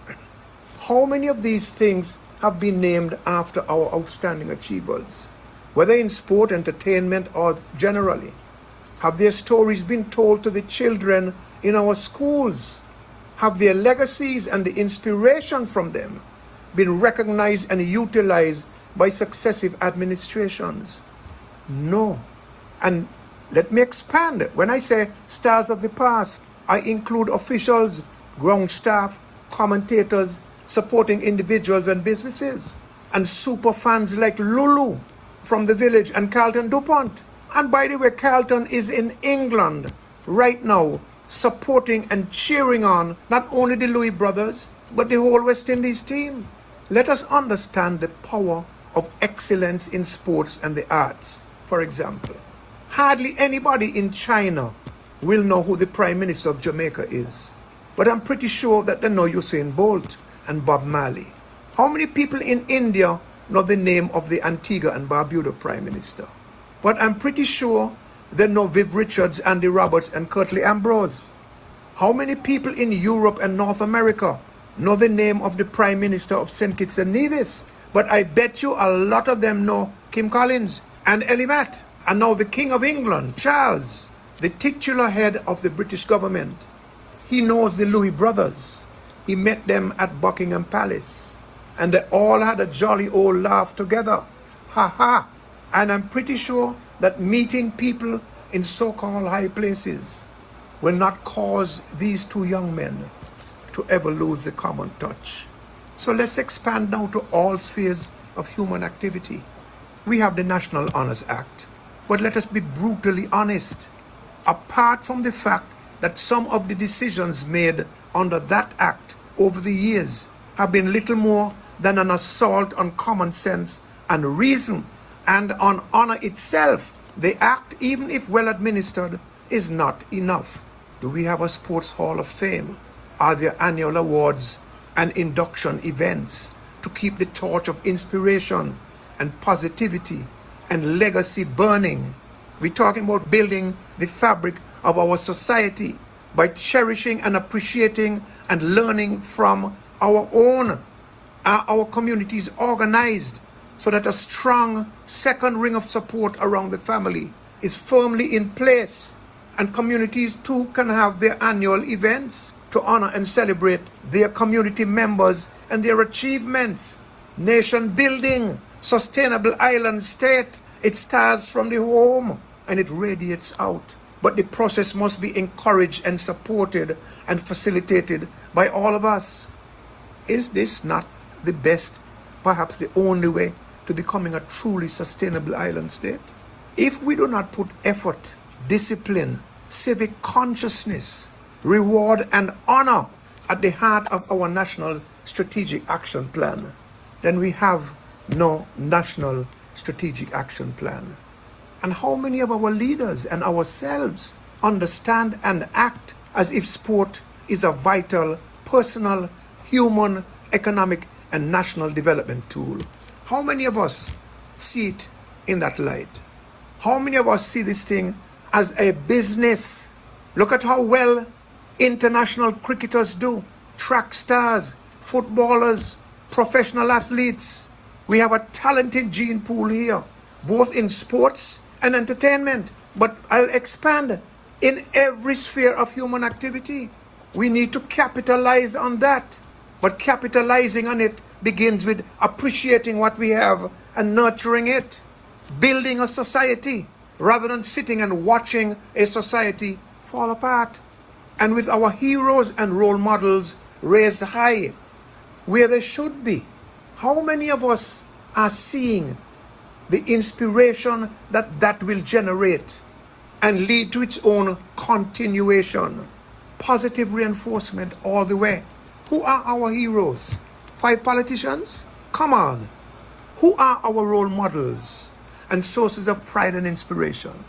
Can we and our children call the names of the persons who have so outstandingly carried the torch for us in bygone days? Do their names and accomplishments mean anything to us in our minds and hearts? If not, then we are by choice without roots. And I say by choice because the roots are there to ground us and to allow us to project into the future solidly and gracefully. If only we wish to be grounded, not like driftwood on a stormy sea, headed wherever the sea carries us. But many of us don't wish to be grounded in our own traditions and our own story. So, like the driftwood, we drift through life as cultural nomad, making little or no difference or positive impact. We are letting ourselves and our nation go astray because we are missing out on the basics. The Louis family did not miss out on the basics. Are our sports and other complexes and sections of them, are our facilities, our playgrounds, our parks, our high-profile events, our streets, our rooms in schools and hospitals and government offices, are they named in honor of our achievers in all walks of life, whose labors need to be cemented into our culture and memorialized and emblazoned across history, so that our children and generations to come will stand on the shoulders, will feel the inspiration and confidence of knowing how proud their heritage is, and get a sense of comfort as to who they are. As our country emerges, its personality emerges as an energetic, self-appreciating, and self-respecting little nation of high achievers. Respect for self generates respect from others. A little food for thought. The Drew administration can consider doing a project designed to do all of what I've just said. Research the names and achievements of citizens who have excelled in the various areas. Garbage men, track stars, teachers, everybody. Seamstresses, fishermen, everybody. Engage the public in the process. Create the energy from that. Give the public ownership of the process. And let us start honoring our people, naming our streets, having ceremonies, and naming all of these other things. This is so necessary. I can't find words to properly describe it. And so exciting. It's time to do something. And I hope that the Louis family can be used as a template and an inspiration for all of us to achieve what we need to achieve in order to reach where we can reach. Thank you. Good evening, Honorable Marsha Henderson. You're up. Hi, good evening. You look lovely on screen. Thanks for brightening up my screen this evening. Thanks for having me, actually.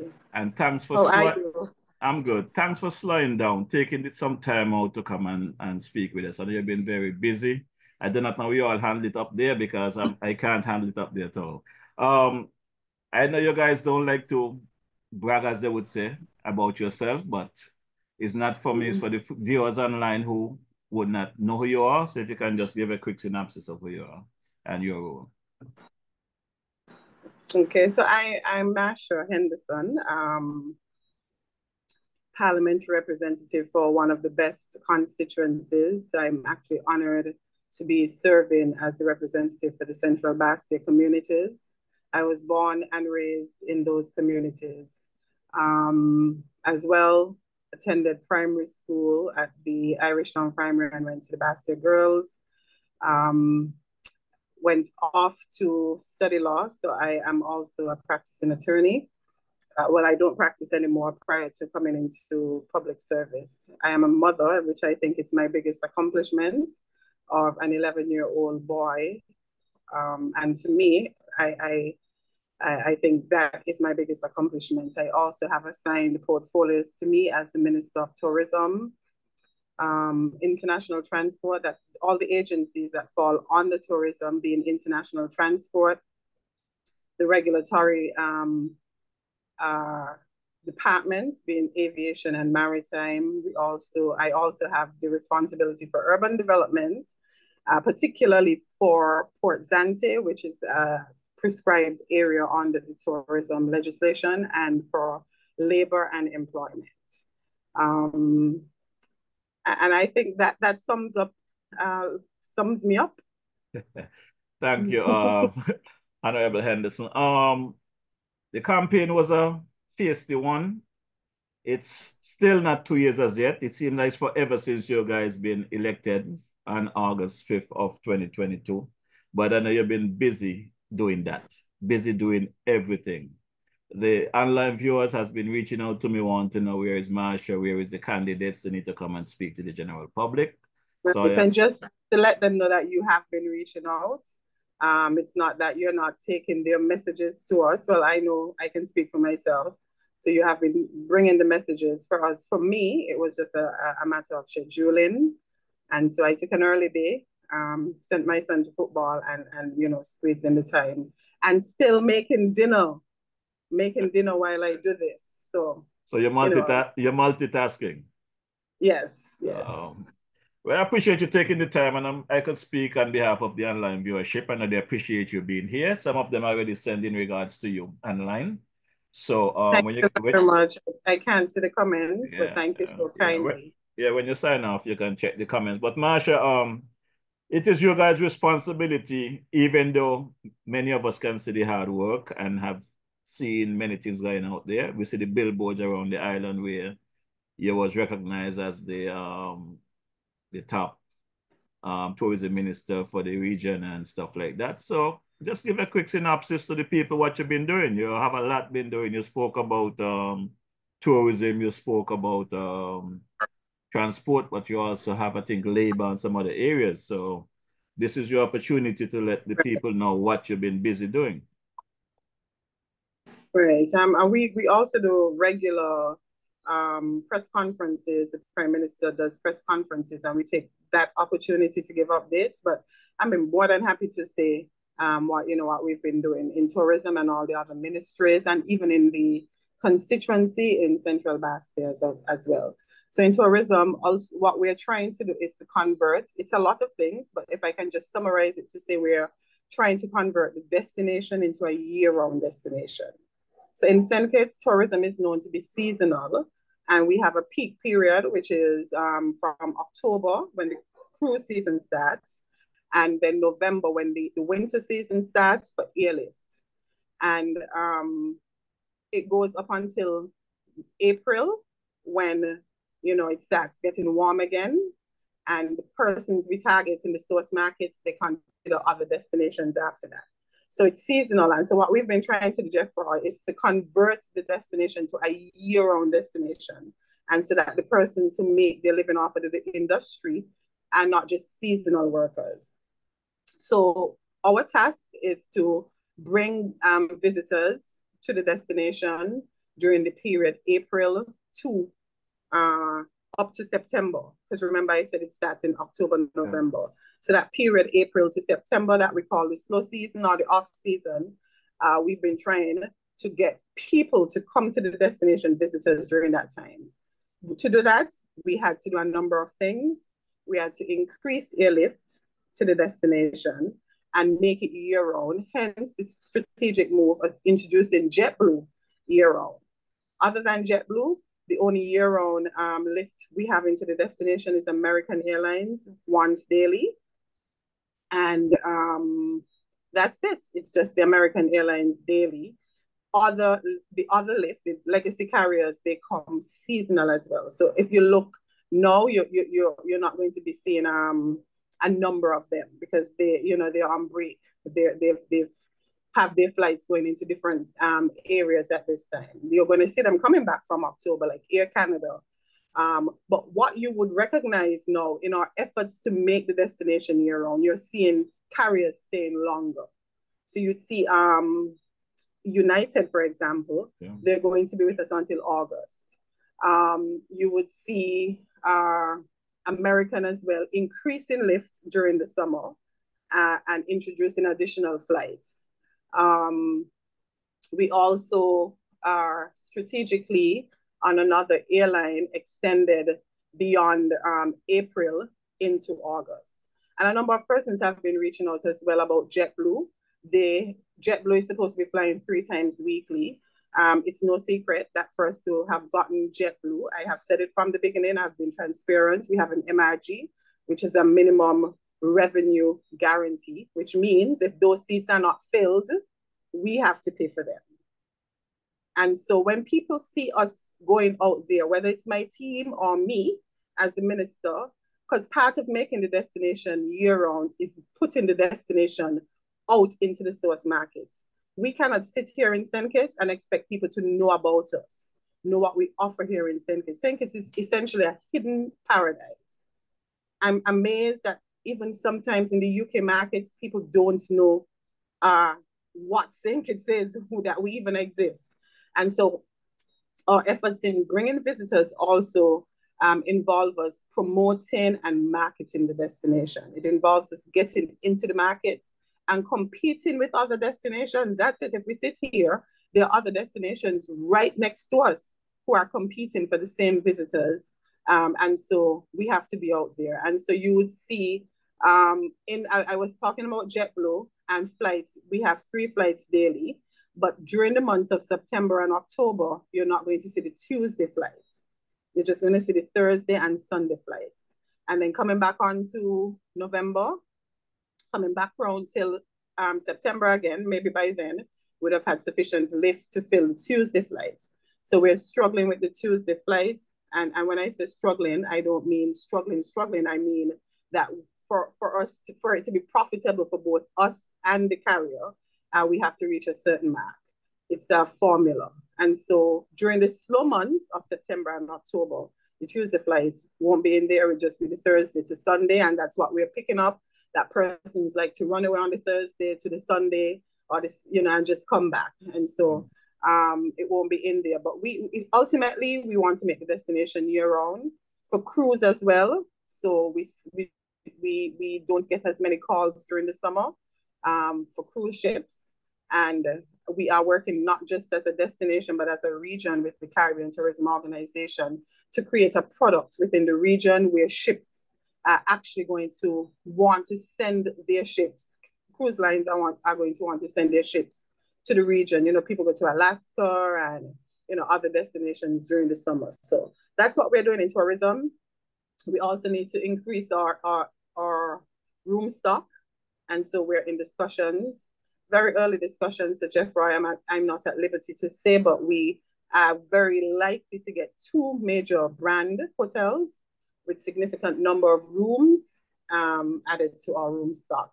We're also exploring in the ministry, not just hotels, but other forms of accommodation, such as Airbnb. That's very popular in other destinations. So we're discussing amongst the ministries and Inland Revenue and all the other stakeholders, putting the infrastructure in place, because, you're going to have the appropriate licenses. The legislation has to be in place for us to get that type of accommodation in place. And so that is also going to be a part of our strategy to increase accommodation to the destination. So that's it in tourism. I know it's a mouthful, but in labor and employment, our objective from the beginning was to, on the directive of the Prime Minister, work on the increase in the minimum wage, and which we've done the first phase of, and we have a committee that's in place that's monitoring it. Coming out of the increase in the minimum wage, we had to introduce a productivity council, because an increase in your wage means that we must also be in a position to ensure that there's productivity. So you can't just get an increase. And so we went to Parliament and introduced the National Productivity Council. We call it the MPC for short, but it's a council made up of a number of stakeholders, not just government, but the chamber is on, the central bank is on, and a number of other entities to ensure that with the increase, there is guaranteed productivity as well. We are now working on the labor code. We have 2 committees in place, one monitoring the increase in the minimum wage based on the recommendations made by the National Advisory Minimum Wage Committee. There are a number of recommendations they made that committee is monitoring and making sure they're in place. And then there is the National Productivity Council.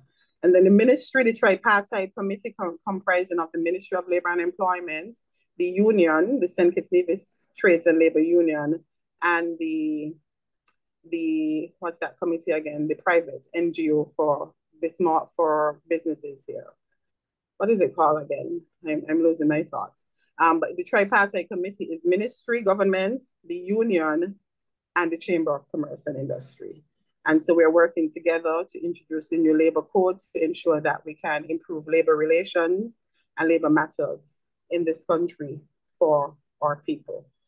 Now, Central Bastia, we have introduced, I know that is the hardest thing for me. I am just going to be honest. It's a balancing exercise of making sure I'm a good representative for the good people in Central Bastia and a good minister in terms of governance. And so what we have to do, because I can't be in the community daily, there are a number of officers who work in the community.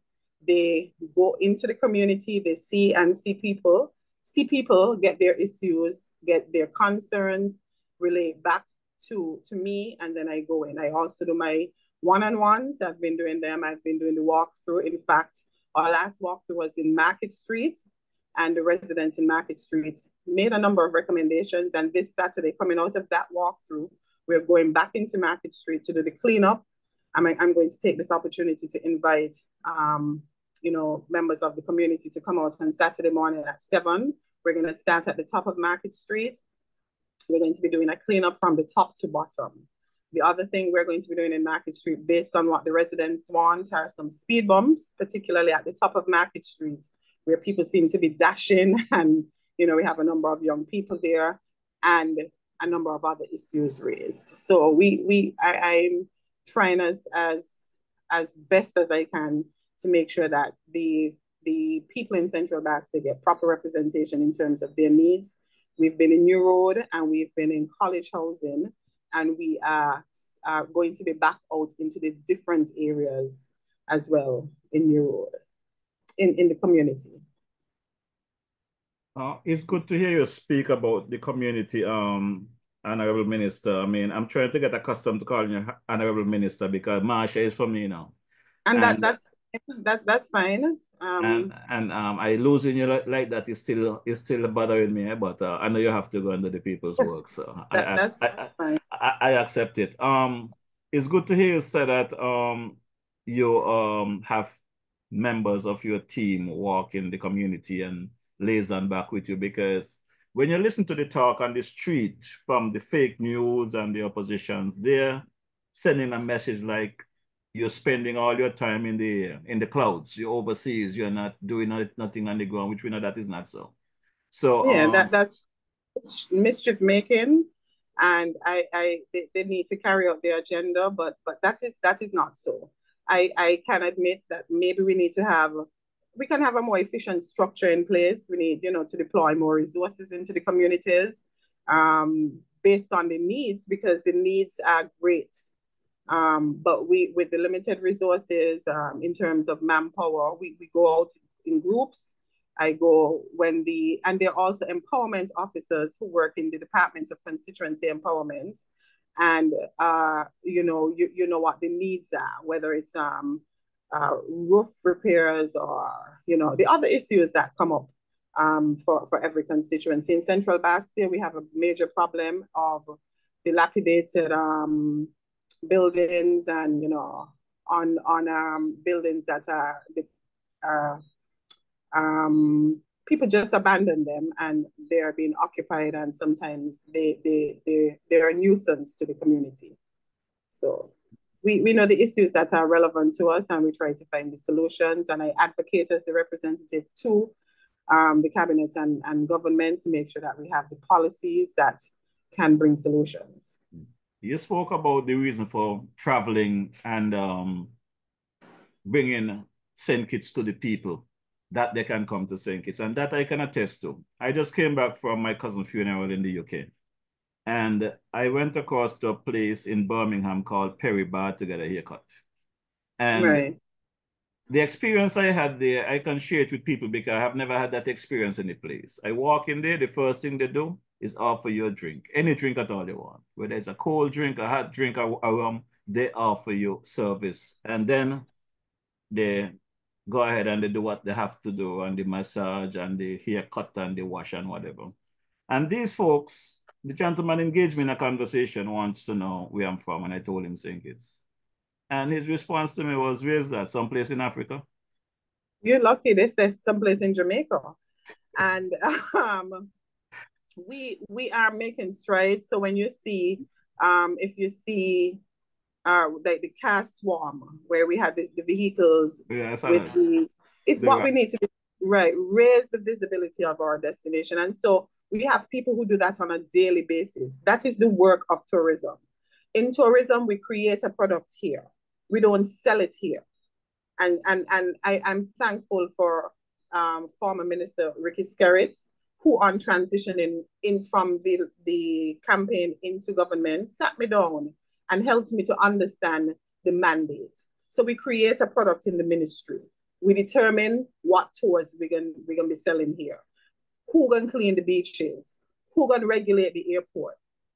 The stakeholders here together create that product.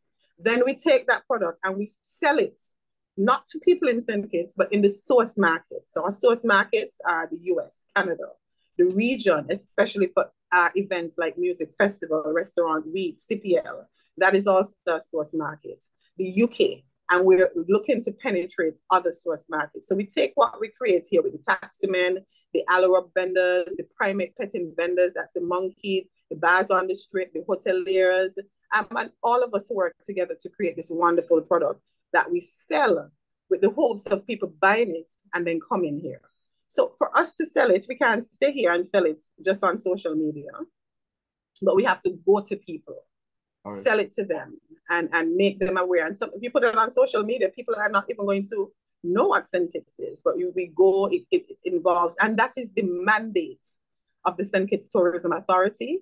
The mandate of the ministry is to work with stakeholders, create this product, and work with our agencies like SCASPA to make sure that we are, we have proper ports, whether it's a cruise or airport or cargo, and maritime, make sure that we're complying with international standards so that ships can come here. Civil aviation, make sure that we could comply with aviation standards. As TSA doesn't say, we can't send our flights because it's not safe.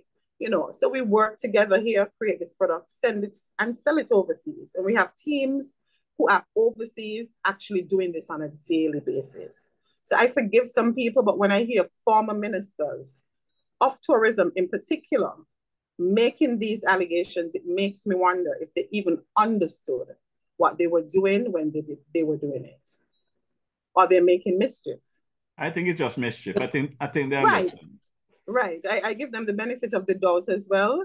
And I say they're mischief makers with their agendas. Speaking about the market sources, Marsha, there's a gentleman online listening, Mr. Benter. You'll be getting a call from the National Advisor, Brother Rollins. Basically, there's a low-hanging fruit for some time within our region here that government after government have not tapped into. And I speak of the Virgin Islands. It is one of the hardest things to get in and out of the Virgin Islands to the Federation. And tell me, I've been telling everybody what the issue is. I can say this to you. I reach out to Mr. Benter because between Mr. Benter and my cousin brother Kent Benny, they have the contacts, they got the resources to assist in the regard. And I've been pleading to my cousin Kent for months, and I brought Mr. Benter on board. We had an initial conversation with the National Security Minister via conference yesterday, and he's supposed to be reaching across to you. That issue can be resolved where the people of the Virgin Islands, come Sugar Mass this year, can actually get some airlift into the Federation. And I know you're capable of pulling off that job. So I leave and the issue isn't getting the airlift, let me just say for the record, if y'all were paying attention, and I don't mean it anyway, but if we were paying attention, when we took office, one of the first pieces of legislation we introduced was the Civil Aviation Act. Now, and I'm not here to play politics tonight, but the reality is we were behind on a number of pieces of legislation. We have not introduced harmonized legislation that we were required to do to move us as a region. So all airports are signed on to the Eastern Caribbean Civil Aviation Authority, ECHO. Its headquarters is in Antigua. Just as we have the Eastern Caribbean Court as one court for the region, the Central Bank has one bank for the region, we have one aviation authority. For us to move forward though, all member states are required to put in place in their local countries harmonized legislations that we can move forward. The difficulty is that we are compliant. When we got into government, it wasn't in place. We came in, that was one of the first pieces of legislation we did. The Premier, Matt Brantley, was the former Minister of Civil Aviation. He started the work, it never got to Parliament, but we got it into Parliament and we're complying. Now, if St. Lucia doesn't introduce the legislation, it affects us as a region. The effects of that is that our Aviation Authority, who's responsible for monitoring and managing and sometimes issuing permits to flight carriers. The US TSA has said we're in category 2. We need to get back as a region up into category 1. The introduction of those pieces of legislation and the implementation of what is in the legislation is what would move us back into category 1 that would allow us to issue permits to certain carriers. So we have to make sure that our regional counterparts do their part as well. And that is one of the issues with the USVI. And so we can't just get up. I know Trinidad has its own regulatory body. Barbados has its own. We have a regional one. And if one member doesn't comply, it affects us all. Well, you know, a short should say, you know, the same stick that lick the wild goat lick the team. Yeah. So everybody have to be all hands on board to do what they need to do. And the thing about it is that when you try to speak to people about progress and moving forward, it always drops back into politics. For whatever reason, we cannot move away from it. And I don't really have time for it. People will talk, but as I have said time and time again, I will do my part to move St. Kitts. You know what, Jeffroy? The facts are the facts. The facts are the facts. Whether it amounts to a political argument or not, it boils down to it. The facts are the facts. So yeah, so in terms of the plans for, you were speaking about cleaning up for this Saturday. I like the idea. There are some folks online that are interested in. Could you repeat the time you said from 7? From 7 a.m. we congregate at the top of Market Street. We would be providing gloves and masks. We're going to be getting assistance from some persons. I don't think I should say it now, but there are some persons who are going to be coming to assist with the tree cutting. We're going to have the dumpsters strategically located as well. The empowerment officers have arranged for that. So we're going to have dumpsters at the top of Market Street. We're going to put them out early in the morning, because if we put them out in the night, you know, when we come in the morning, they're going to be filled. So we're going to be putting them out early in the morning for when the teams get in place. So we're going down on the bottom of Market Street. There are a number of overgrown properties, and people, one day I was on a show and a lady called in and said, I was on a music festival show and she called and said, tell Marsha, I'm going to cut down the tree them in that night. No, these are trees that are growing on people's private properties. And people have a responsibility, you know, to keep their property, the trees in good condition so that it doesn't become a nuisance to your neighbors or any other person. And so whilst it is not the government's responsibility yet, because we intend to introduce legislation shortly that gives the government the authority to take action and then charge it back to landowners. It goes towards your property tax, and if it accumulates, then there's recourse for the government to recoup.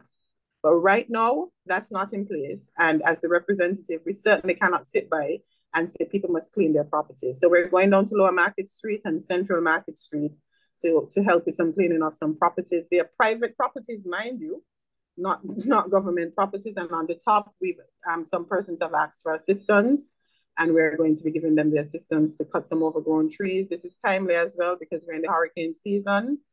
And so we are going to be doing that. So we're going to be deploying teams in different areas, starting on the top of Market Street.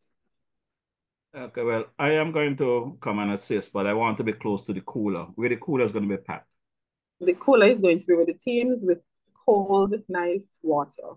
No, can't be no water when I walk in the Marshall. Not on the weekend, you know. You're gonna have to find some other kind of beverage. But I'll be there to assist. And I encourage the communities, folks. You don't have to be from the number 2 area to come and participate. I'm asking for citizens. Even you folks in Nevis up there who want to come hang out with the DJ for the day, you know, you guys can come down and let's help out in the Market Street area. Yeah, so and that is coming out of the last walkthrough we did. And there are some other areas as well that we'll be going into, but once the teams organize, then you'd hear more of it as well. Okay, so I'm calling out on my boys them out there who are always crying saying they can't see Marsha. This is a good time for you all to see Marsha, man. Come out, clean up. And I'm always out there. I don't understand what they mean they can't see me. I'm always out there. We do a lot of one-on-ones as opposed to, you know, what the empowerment officers would come and they would say, so and so, we have 5 persons for you to go to see. So even if we're not in the constituency office, we're out engaging constituents on a one-on-one basis at their homes, yes, where we went to engage them for their support for votes. Well, you know, and that I like how you said that, you know, because I've been talking about that for weeks now, and my position is that the same doors we knock on during the campaign asking for votes is the same doors we need to be knocking on now asking how people are doing. Right. It's just we have a schedule, and we're out once a month, sometimes twice. That's as a group, and then other than that, we're out on based on the you know, once the empowerment officers come and say, hey, we have 5 people in New Road. We go there. The ramps we did in New Road were, you know, out of meetings we do one-on-one, and people say what their needs are. And all of the needs you don't see when we go and try to assist because you don't publicize it. But we're out there working. Well, I can speak from experience, you know, Marsha. You're not just doing your work as a minister. You're naturally a good person at heart.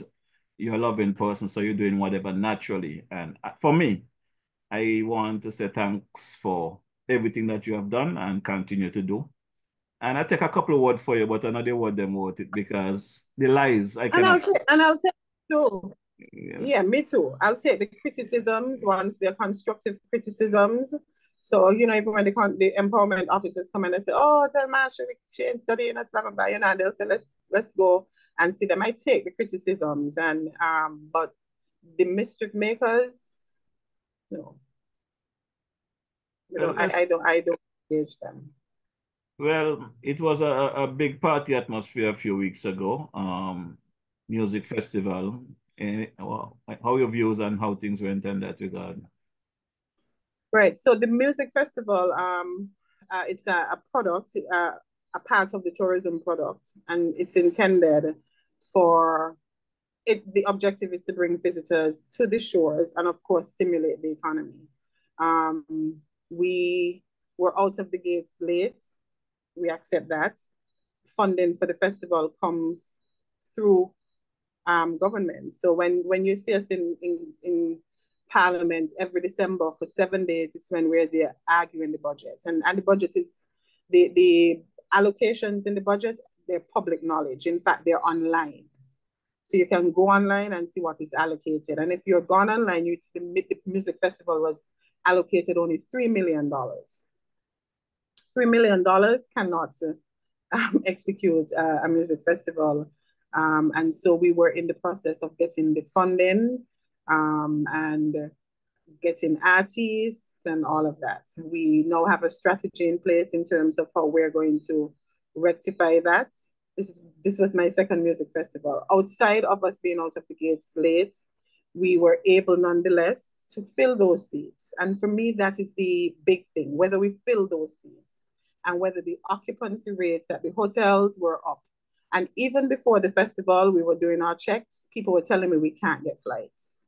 We can't get flights. So even, let's say about 3 weeks out, when we were at CTO meetings in New York, it might have been a week or two before the festival, the JetBlue flights were filled. American as well, people were not getting the flights, and the occupancy rates were up. We are still waiting on the economic impact assessment. The teams are working on it now. We should be able to have a report on how the festival, you know, how it affected the economy outside of seeing the hotels filled and the seats for the flights filled. I think the artists came, some people were not particularly, I don't even know if I'm young anymore. Sometimes I call myself the new set of old people because I feel like, you know, to me, the artist was solid. And I think a question that comes up a lot is how do you choose the artist who's on the selection committee? But what we look for is, because the music festival is sold in the source markets, we look at global appeal. We look at what appeals to the people who would use, if you sell this in the UK or the US, would these artists be sufficient for persons to book a flight and come to St. Kitts? Of course, we cater for our locals as well. We give them the opportunity to be featured on the international stage. And we consult our local population as well because they also support the festival. But people wanted to see more trendy artists. And what we've realized, the trendy artists, they bring people to the gates. But then they're on stage, they disappoint sometimes. They don't necessarily deliver. They're trending. And if we're just concerned about gate receipts, then you can bring, you know, an artist and who can just bring in the gates receipts. But we also want to make sure that we have solid acts, and coming out of the performances and the persons who we bring to the festival, we can get a number of stories out there where the visibility of the destination would be raised. So we have a number of stories that came out of the music festival last year and this year. We're still putting them together. We had influencers and media houses that were on island, and they would take the stories and help us with selling and raising the visibility of the destination. So all in all, I would say it was a success. The team is actually, we've met, and we are plans are afoot for 2025. I had a conversation with someone yesterday, and I try my best to be as honest as possible with people, even though they figure that I lean in a certain way. I walk straight. So if I'm leaning, it's not because I'm trying to lean. Maybe I'm getting old, right? So the conversation was how I feel about the government at this time and whatever the case might be. And the honest truth is that the people that I know are first-timers candidates for politics. Yourself, Dr. Joe, Sam Allen, somebody else. Camis been there before and the others been there before. But I know, I can see that you guys are tired, you're doing your best, you're overworked, and you all are not the same young people that went in there a couple months ago. I wouldn't trade places with you all. I'm still the same young person. No, you're not. No. You're more mature now, Marsha. You're not the same old young innocent thing that went in there. You know, you guys been through a storm, and for the short time that you guys are there, you all have done a great deal of work. And I will not bite my tongue to say that I'm happy with everything. But if you have 100% to deal with, and you have done 95 or 98, I have to give you credit and say let's work to make the other 5% successful. Because I am comparing, you know, the short time that you guys are there with the past administration, the team unity administration. I know what I saw, I know what I went through. And people, up to yesterday, I was down at Port Zante, and someone saw Big Lice an idea, and they want to know if we speak. And it's tonight Big Lice grading us? And I didn't even know we were getting grade, but I saw the name on the score sheet. But let me just say though, Jeff Roy, because I saw something with my name. I said, Marsha Henderson, what is it about? But you're in class tonight. Anyway, the situation is that, like I told them, Big Lice and I don't have any beef. We want to platform. He gives his views. I give my views. We get along. We are friends. And I was told long time ago, if politics are issues going to separate you and someone, then you all was never friends in the first place, right? Because we cannot have the same understanding and agree to everything. So, but in terms of the government, right? It's new to me. In terms of governance, it was new to a lot of us. But I can say without water in my mouth that I'm honored to be serving with this team. This afternoon, we had the groundbreaking ceremony for the desalination plants in Birdwalk, just down the road. I actually live in Birdwalk, so my water goes off. I understand the struggle. I know where it's coming from, and I understand people's frustration.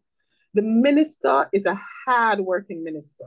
His ministries may not be as sexy as tourism. You understand? But he all of the ministers work hard. People see flights, people see cruise, people see, you know. So tourism can be sexy. But the minister is a hard-working minister. I sat there this afternoon, and even the persons who gave their little addresses on how we are, why we are where we are, climate change, rising temperature, and the fact that we stay too long to find solutions to problems. You know, but we've done a lot. I mean, I'm actually honored to be serving with this team. are a good combination of youth and experience. I hear a lot of chatter about confusion, and it is far from the truth. I'm not saying we agree on everything. For sure, I'm very vocal. You know this, Jeff Roy, and maybe it's the lawyer in me. So if I don't say, let's paint this wall black, and I say, I mean, understand why we want this wall black, why we can't do it white. I mean, we all don't agree all the time, but we are Mondays when we work, when we go to cabinets, it is one of the best days. Sometimes we look forward to it. I mean, the days are long, and I'm a mother. I come home to my child. I don't even want to say a single mother because his father, let me say it here for the record, so don't say so, that I'm a single mother, but I have care and control. So I'm on a daily basis responsible for him. So, you know, when I get home at 9 sometimes in the night from cabinet, I still come home to mommy duties. But we work hard. All of the ministers are working hard. They're making contribution. I think what people, the chatter I'm hearing is that there is no circulation of monies in the economy. And if you're listening to the Prime Minister, it's because the capital projects, monies that are allocated every year in the budget for capital projects, those are major projects for whatever reason. And we know what the reasons are. I don't even want to say it here. A lot of them are controversial reasons, and that's my personal opinion, but procurement process and people who are involved in the process and those things. Outdated legislation with requirements that are not modern and up to date and don't apply to an evolving and dynamic economy. We still adhere to those things in the civil service. And so what really needs to happen so people can feel the effects that the capital projects can be rolled out, we need to modernize the civil service, not just determining what positions are and what the duties are for positions, but making the service modern like a UK civil service, the US government service. That is what is required, and that is what is affecting the efficiency of the capital projects. Other than that, we've done a sufficient work on the energy issue, water issue, bring back tourism. We started when we've managed to increase minimum. There are a number of milestones that I can say I'm proud of. And I don't even want to talk politics, but when you do the comparison, it's chalk and cheese. I'm happy that you touched the getting along business, because up to yesterday, I was having a conversation with someone and they're challenging me that elections will be in November. I tell them I'm not gonna argue with you. I'll wait. Sorry, you know what? And you know what? I said I'll wait until November. You know what? People are confusing, and my colleague said it to me. Initially, elections were in 2020. So had the government not fallen apart in 2022, elections would have been due in 2025. So sometimes I think people are not necessarily paying attention. So they say, boy, the next time is election is 2025, not realizing that constitutionally there was an election in 2022. And so the next time an election is scheduled is 5 years later, but people are still not appreciating and remembering that we went through an election in 2022 and still basing on the 2020 election. Another issue that you guys are facing, and I don't know if you guys consider this in cabinet, but a lot of the dissension amongst the citizens about the economy and everything that is going on, a lot of that tension as well is coming from the Navy's end, especially on this program online. If you check the online here, you'll find many divisions here making comments because they knew what was happening under the previous administration. The same party is now on the Navy and the NIA, and what is going on is a spillover and the whatever. We're not going to get into it here because you're not the Prime Minister. Those are conversations. Right, but I do have my opinion on it. Okay, but you can give your opinion when I finish. But I just want to say, because my girl Hazel already started attacking me, and that's me, one of my strongest supporters. Hazel Clarkson, one of my strongest supporters, and I know how she feel about the situation. Hello, Hazel. Hello, Hazel. The situation is this, Marsha, and I like to speak plain and very plain. You give someone, you're playing a game of cricket, You give someone the ball to bowl. Someone is batting. It's between the batsman and the bowler to defend those stumps. Yes. And I told Hazel them already because I embedded myself with NRP. NRP had an elections in their hand and they tried it away on more than one occasion. And to try and blame the Prime Minister or the Labour Party for their screwing up, because them fumbling. I'm not even going to fumble. Yeah, so I'm going to get involved. That's what I said. I don't want you to go there because... is one of the biggest NRPs. Deacon, he's known on Facebook as Deacon Oral Jeffers. Let me big him up now. I don't know if he's listening. I don't care who there is. The fumble. I went across to Nevis because they asked me to do an awareness march, just like I did in St. Kitts. And even that, they boycott their own march. They are their own problem, not the Prime Minister, not the Labour Party, and I will take them on here any day. When they show me different, I will say different, but until then, I'm going to call it like it is. Deacon in the partner, you know. Well, we are federal government, and I have... and that's the second part I'm trying to get to before you respond to me. The second part... I won't respond to that. The second part is, the NIA is a local government. In St. Kitts, we don't have a local government. We have a federal government. So the folks cannot separate the issues. And people are calling for St. Kitts and Nevis to have two local government and a federal government. I don't know if legislation can take care of that issue. But it would require a constitutional change. Correct. But I am saying that for some people, Marsha, no matter what changes are made, they will find a way to blame something instead of doing the work. People make excuses instead of doing the work. Absolutely. Absolutely. And that's my topic. That's my say on that. Yes. You know, and this is where we are as a people. We need to stop blaming your neighbor.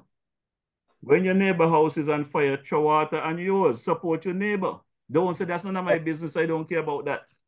Yeah. The situation is, Marsha, you know that I was there in the trench with you. The biggest problems we had was with the electoral office.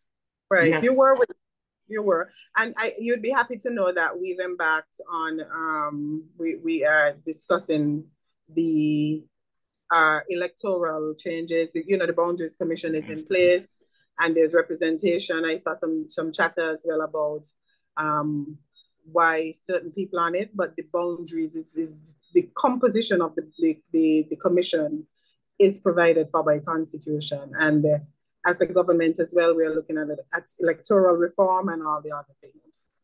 And that's the point I try to make when I'm seeing these committees selected and folks are complaining about what the Prime Minister and what the Labour Party do. Yeah. I'm trying to explain to them that constitutionally, this is the way it has to be done. Until the constitutions change, that is what it is. Remember when Nevis got the transactional arrangement, they had the book, they had the Ministry of Finance. That was the framers of the constitution were wise. I think there is proper representation from all the stakeholders, the political parties. I think there's an issue of why there's no representation for NRP. Oh, yeah. But the constitution speaks to the leader of the opposition making recommendations to the Governor General, whereas the Prime Minister makes recommendations as well. Oh, yeah. So, and it's unfortunate that Nevis is in the mess that there is. But again, I don't expect you to say it or get into the conversation, but Marisha can say it. The problem in Nevis, they created a problem for themselves and they need to fix it and don't expect someone to come fix it for them. If there's a problem... I'm sure we're one federation, and if it requires constitutional reform to address it, when there's consultation, the people who talk on social media should actually be a part of the consultations and make their recommendations. So once consultation comes up for electoral reform, say how you feel. That's your opportunity to make your input and give your contribution for consideration. We have a problem, Asha, in St. Kitts Nevis, maybe around the world, but I'm speaking for St. Kitts Nevis. I've been here for several months. I've heard several people complain about situation. And when I pull them into a meeting with the individuals to give their views or whatever. No, I don't want my name called. So how are you going to expect change if you don't be a part of the conversation? Of the process. Right. You have to be a part of the process for the change. Right. And that is the common thing here. Whether it's on Nevis or it's on St. Kitts, people don't want the name called, but they want the change. Cannot happen. And if there are circumstances under which your name doesn't even have to be called, you can give your contribution anonymously.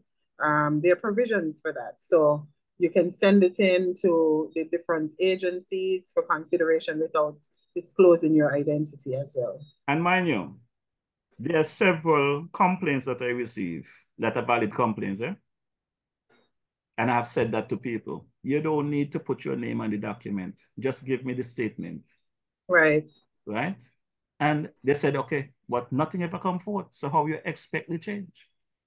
You know what, I realize people like the attention, and where it matters most is when your contribution is made where it's supposed to be made. But with the social media age, everybody, you know, feeds off of the attention from the different social media platforms, and contributions are made there. And sometimes very good contributions, mind you, Jeff Roy, are made there, but let's try to make the contributions where they're to be made. Yeah. Well, Marsha, I know we said a half an hour, you know. Half an hour is gone, and I don't really want to overstep because I know you say you're cooking and you got a son to take care of. But he got back Pole Road, imagine that. He gone to back Pole Road in football tonight. So basically, I'm gonna let you do your wrap up, and hopefully you can find some time in the not too distant future that we can continue. And I've told you exactly what you need to do for us to continue. For future. I'm more than happy to come back. Just let me know. But thank you for the opportunity. I know you're with me in the trenches.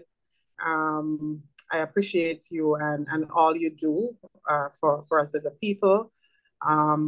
We think everybody should have the opportunity to say how they feel, and you know, programs just such as yours provide the avenue for that. So thank you for your support, and all of you, thank you for your continued support as well. I can't see your comments or your criticisms, whatever they may be. But thank you for your positive. There are positive comments coming up for you. Thank you very much. And I also look forward to your suggestions, your recommendations, your concerns. Come out and join us on Saturday as we beautify the Market Street area.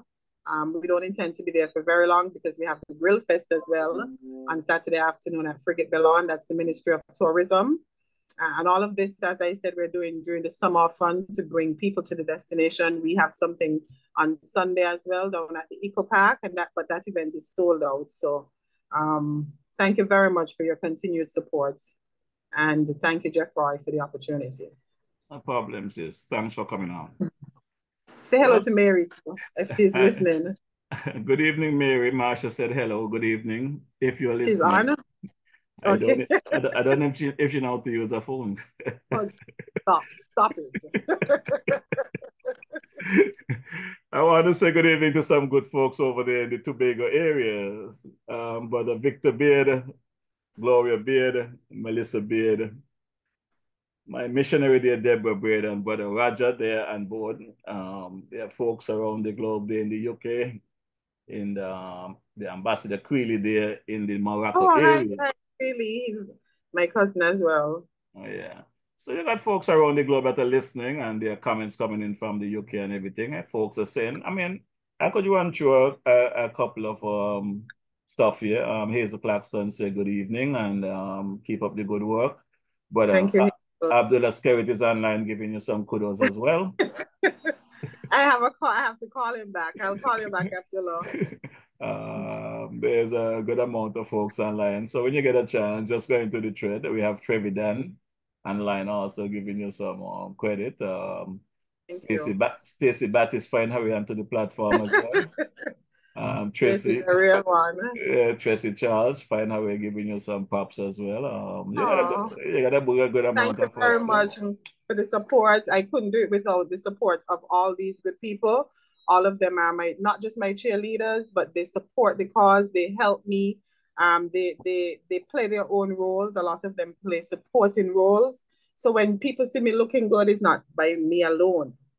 I have amazing teams who understand the mandate and they understand the agenda and they understand when I say our job is to make this government look good. Well, your partner is online as well. Labor, let me say this fact, this good Labor government look good. Your partner, Deacon Oral Jeffers, is online as well. Oh, hi, Daddy. That's your daddy? Yes, I said so earlier when I tell you he's the biggest NRP. But Marsha, your daddy been following me for all my life on this program. I didn't know that. He been, yes. Well, now I know who he is. I got to be careful what I say about you. Yes, and he's one of my biggest defenders too. Well, I don't say anything negative, so that's okay. But Ivor Henry also say good evenings, as usual. Hey, Ivor. You know, so. Thank you, Jeff Roy, for the opportunity, and I look forward to the next time when we can have another discussion. Yeah, man, be safe. Well, Thank you very much. Yeah, well, my good people, you're not gonna drop this track. I have to keep playing my road march until the radio station and start playing it, because for whatever reasons that I said not playing my track, Freedom FM not playing my track, Van Radio not playing my track, so I gotta play it myself. They say blow your own whistle. That's above my head. Are you ready? This is Mighty Panther, the control tower. We're gonna chant them down. We're gonna push them down. We're gonna break them down. Get ready to sing. 1, 2, 3. I'm an alien in my country. St. Kitts Nevis, that shouldn't be. Foreigners taking over slowly in my country. Lord have mercy. I'm an alien in my country. Government pretend that they can't see. Foreigners taking over slowly like a bulldozer. They gon' crush me. St. Kitts Nevis, where I was born, there will be no place for me to hold on. We'll be sinking, we'll be drowning in deep water. There'll be no recover. Power hungry politicians slowly selling out the island to Tom Dick. Anybody who have money, now look what they make we. I'm an alien in my country. St. Kitts Nevis belongs to we. Foreigners taking over daily in my country. Lord have mercy. I'm an alien in my country. Government pretend that they can't see. Foreigners taking over slowly like a bulldozer. They gon' crush me. The little job that we used to have, foreigners take it while me a starve. The little food that I used to sell, foreigners taking even that as well. The jobs and businesses here in this country are owned by Arabs, Indians and Chinese. Gone to the beach, this white man tell me to get off of his property. I'm an alien in my country. St. Kitts Nevis, that shouldn't be. Foreigners taking over slowly in my country. Lord have mercy. I'm an alien in my country. Government pretend that they can't see. Foreigners taking over daily like a bulldozer. They gon' crush me. DJ Marisha came and tell me. He said, Mighty, listen carefully. There'll be no place in our country left for are we. Watch and you will see. Foreigners will be Prime Minister. Foreigners will be Premier. Foreigners will be Governor. Cause of passport money, we're going back in slavery. I'm an alien in my country. St. Kitts Nevis, that shouldn't be. Foreigners taking over daily in my country. Lord have mercy. I'm an alien in my country. Government pretend that they can't see. Foreigners taking over slowly, like a bulldozer. They gon' crush me. If you are proud to be a Kitishan, if you are proud to be an Evision, then take your flag up in your hand and wave it in any direction. This land belong to you and me, so stand up with pride and dignity and tell them foreigners bully, they ain't gon' chase me out of we country. I'm an alien in my country. St. Kitts Nevis should belong to we. Foreigners taking over daily in our country. Lord have mercy. I'm an alien in my country. Government pretend that they can't see. Foreigners taking over slowly, like a bulldozer. They gon' crush me. Come on. Let me see you say. Let me hear you say. Let me see you go. Wave. Let me go. Let me go. Let me go. Let me go. Don't cry them. Put up.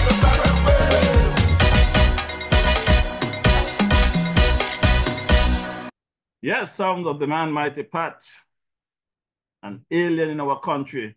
I want to big up the folks there at the Iron Purified Water. Brother Scatter, Brother Powell and team there, thanks for keeping the DJ hydrated. When he is in the area, it's enough love every time. You know, I got to drop the ad there for my boy, the man Carbo. I love to light my fire under Sister Hazel. She don't like to hear when I call out Nevis people them at all, eh? But at the end of the day, facts are facts. That's the conversation tonight. Facts are facts. You cannot run away from the facts.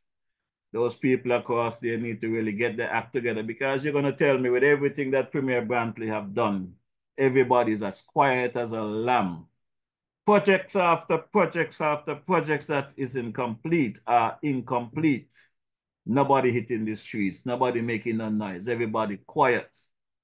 Come down to the St. Kitts Parliament and he raise hell that our civil servant don't deserve any raise because they're lazy, they're sitting down in bar drinking rum, they're not doing any work. But him and his team who cannot accomplish nothing at Nevis came down and get a raise from the federal government.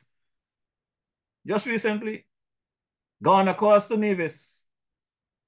I understand put increase on all of the utilities over there and turn around and take a 15% raise while the people over there crying. And people like Hazel them here, they want to kill the DJ. The DJ not got all your money, you know. The DJ talking the things them, the DJ not getting a 15% raise from the Nevis coffers. The DJ did not pay the MSR 150,000 US a month while people in Nevis can't buy milk. All the damage that was done on Nevis was done by our Premier. That's who you all need to attack. I'm going to call a spade a spade. The green team over there need to get some other colors in there and put some fire behind them. The CCM. Let's get things in order in Nevis. You guys are walking around with your eyes wide open shut. You're all attacking the wrong person. Attack your Premier. He's the one that have all your money. So let's take a quick listen to my boy Carbo. Carbo's, located at Fountain Village in Nevis, is the go-to spot for your Saturday treats. Tantalize your taste buds with his delectable Carbo's Delicacy Goat Water. Or, if you prefer some soul food, then Carbo's Punji and Fish is definitely the way to go. Call ahead and reserve at 869-663-9694. Then make your way over to Carbo's and enjoy the vibrant atmosphere while you savor your delicacy. Carbo's, we are not changing, we are only improving. Food all over. Food all over. You got the food all Yes, that's the man Carbo, food all over. Carbo now does delivery on the island of Nevis and St. Kitts. So just check Carbo and tell him DJ Marisha sent you. Let's take a quick listen to Sister Carmen. Girl Sandra, you know where you can find nice fresh local food 7 days a week, one provision and all kind of thing. Girl, where? Right down there by Shellings, by Carmen Catering Services. Girl, she opposite the bus stop. Girl, and she also cater for weddings, parties, anything you want to cater for, funeral and all. Girl, and trust me, you're gonna enjoy the food. And she also selling bites and Sundays. Opposite the car shop, right down the main road.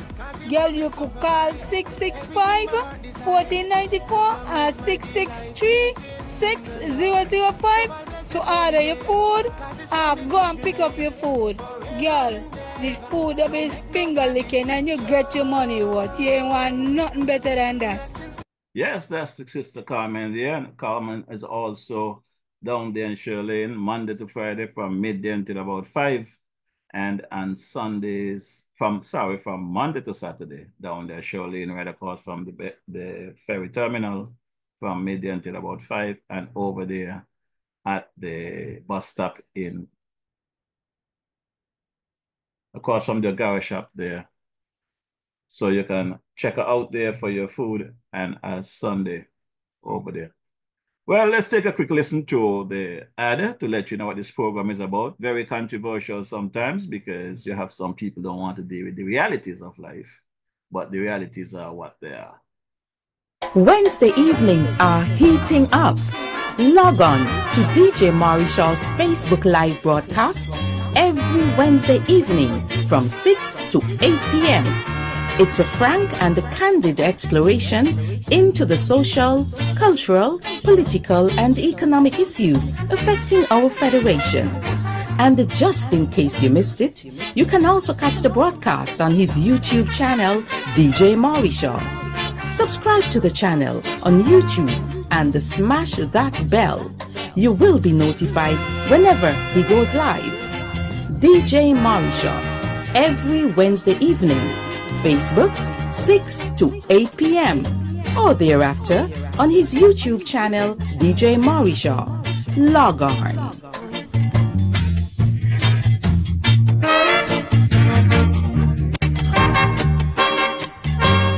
Yes, man, that's every Wednesday evening you log on right here and the Facebook Live with DJ Marisha, bringing you the information, what's taking place locally, regional, and internationally. You know, earlier today, I was speaking to my boy, Django, and I just want to send condolences to Django on the passing of his daughter there. His daughter got into an accident in the US. I think it's in the Boston area, Massachusetts area, and passed away at the age of 28 a few days ago. So, Brother Denver, enough respect coming to you and the family from the DJ Marisha platform. This coming Saturday, we're going to be having a homegoing service for a very good friend of mine there, Sister Natalie Carty, aka Liz. You know, and that event will be taking place at the Crawford Memorial United Methodist Church. It's over there at 3757 White Plains Road, Bronx, New York, 10467. The viewing will be from 9 a.m. to 10 a.m. Service starts at 10. Again, the homegoing service or celebration of life for Natalie Octavia Francis, aka Liz, will be this coming Saturday over there in the Boogie Down Bronx at the Crawford Memorial United Methodist Church. It's located at 3757 White Plains Road, Bronx, New York, 10467. Intimate will be at the Francisco Cemetery in Lakeview Avenue, Valhalla, New York. Condolences goes out to her dad Brother Sam Francis and his wife Sarah, Sister Mary, Mitch, Natalie, and the rest of the family. Sorry I won't be able to be there with you guys on this occasion, but you know, I think I had enough of a plane for a while. So I just want to wish everyone well, those who are traveling for the funeral, safe journey in and safe journey back. I also, this evening, have to deliver some sad news of the passing of another cousin of mine, very close cousin of mine. Those of you may know him as Nico, or Nico Connor, from right here in Church God St. Paul's, right across from the Anglican Church there. That's where they grew up. Brother Connor passed away on Sunday in the US. I understand the funeral will be held here in St. Kitts at a later date sometime. So as soon as I get that information, I will bring it to you. So Vera, Maurice, Alan, the family is getting a bit small. Sister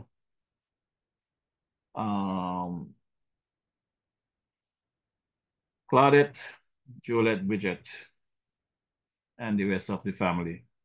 I know this one is going to be a hard one on us, but whenever death hit this family of mine, it don't move, stay there for a while. And it just keep coming.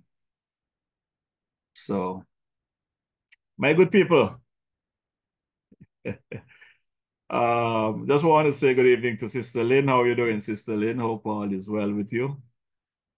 Sister Cora Bennett, good evening. How are you doing? Hope all is well. Thanks to your continued support. Sister Teacher Farrell Smith, how are you doing? Smith Farrell, hope all is well. Good night. Sister Naomi Ward Bradshaw, how are you doing? Hope all is well with you and the team. Ivy Carty, Sister Sheila Barrett. How about Sister Joseph? Hope all is well. We're going to drop the unofficial anthem of the Federation of St. Kitts Nevis at this point, and I just want to big up my boy there, brother, the man Aston Williams, a.k.a. the Dancing Commissioner. Sister Laura Williams, hope all is well. The man Luther Kelly. How about the man Dams, brother Francis, Officer Francis, a.k.a. Knock Them Down. I want to big up the ITAL list there, down at the ferry terminal. I had to get my ITAL soon. Hope all is well with brother Rasta there. The man Teacher, I want to big up the man Rasta there in the Parsons area. Brother Curtis Cook, good evening, how are you doing? The man Monarch, the man Brother Rascal. The Big Jail, how are you doing? Well, I'm going to drop this final track and sign off and give you guys the full leg to go and support the man, listen to the Big Lights and do his thing. So this is the late great, the King Arrow. This one is called Arise. Big up to my uncle there down at the Garvey's estate. How are you doing? Hope all is well. Sister Gloria Hutchinson, hope all is well. Lynette. The man Twinkie, Brother Craig Challenger, a.k.a.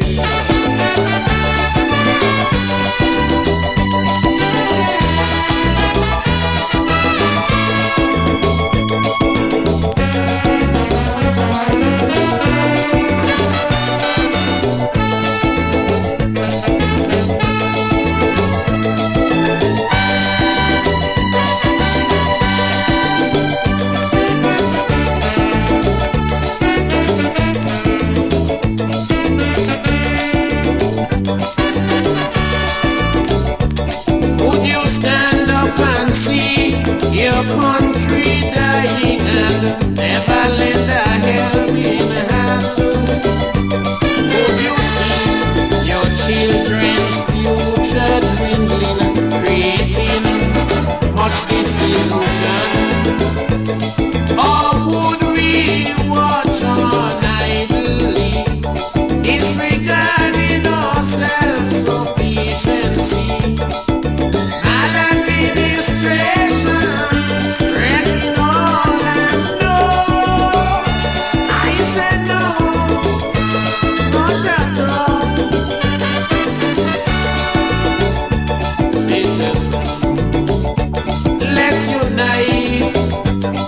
stand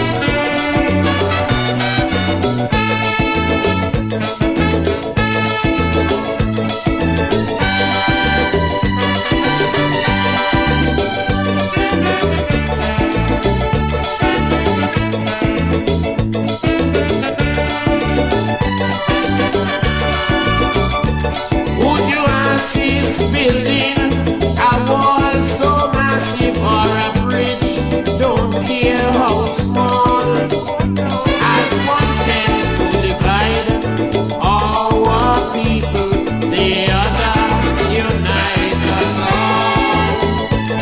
Unambitious men just cannot be a part of this community. Displaying selfishness, a total lack of interest. No, I said no, not at all. Citizens, let's unite and stand up for rights, all our lives and our lives. Let us reintegrate and correct all mistakes. Reunification, building a brand new nation. We move on together hand in hand. Rise, citizens, arise. The country is yours, all yours, still yours.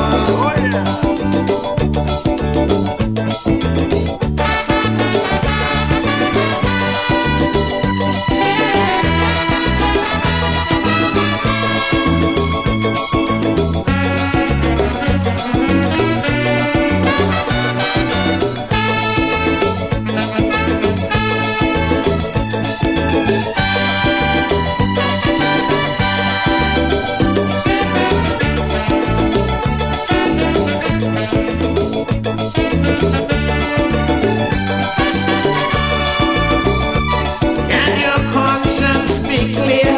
Indulging corruption or misusing public office. Being accused of unemployment and crimes or disrupting a citizen's peace. Oh, my country in disharmony, separated politically. Hatred for a brother, cannot love each other. No, I say no, not at all. Citizens, let's unite and stand up for rights, all our lives and our lives. Let us reintegrate and correct all mistakes.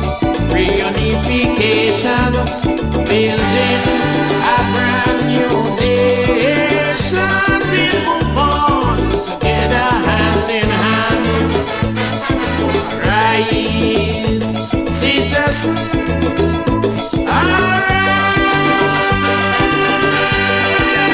The country is yours, all yours, still yours.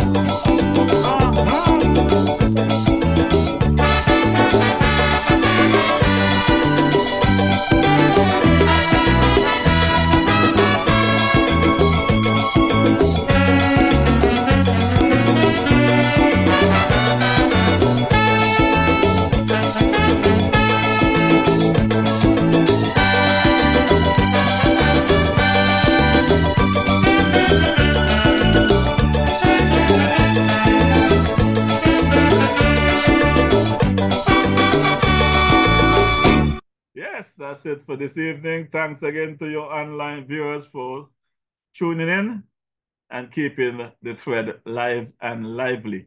Remember, everyone has a right to their opinion and their comments. Like I said, it's all about having the conversation. And whatever the conversation may be, I hope that at the end of the night, everybody gets something positive out of this program. That is what I am here to do. Have a conversation, not to change any minds, stop anybody from thinking what they want to think. So at the end of the day, we just have to continue to respect each other and remember this country is ours. So let's treat it as such, you know. Stand up and be counted. I want to say good evening to my godmother there, Sister Joyce Bedford and Brother Bedford. Hope all is well with you guys. Until such time as we meet next Wednesday, I want to thank Brother King Sweeney, Professor Sweeney, for joining me earlier, having a conversation. Look forward to having him back next week where we can have a real in-depth conversation and play most of his tracks instead of just one or two songs. I also want to thank the Honorable Marsha Henderson for taking the time out and come and chat with us here this evening.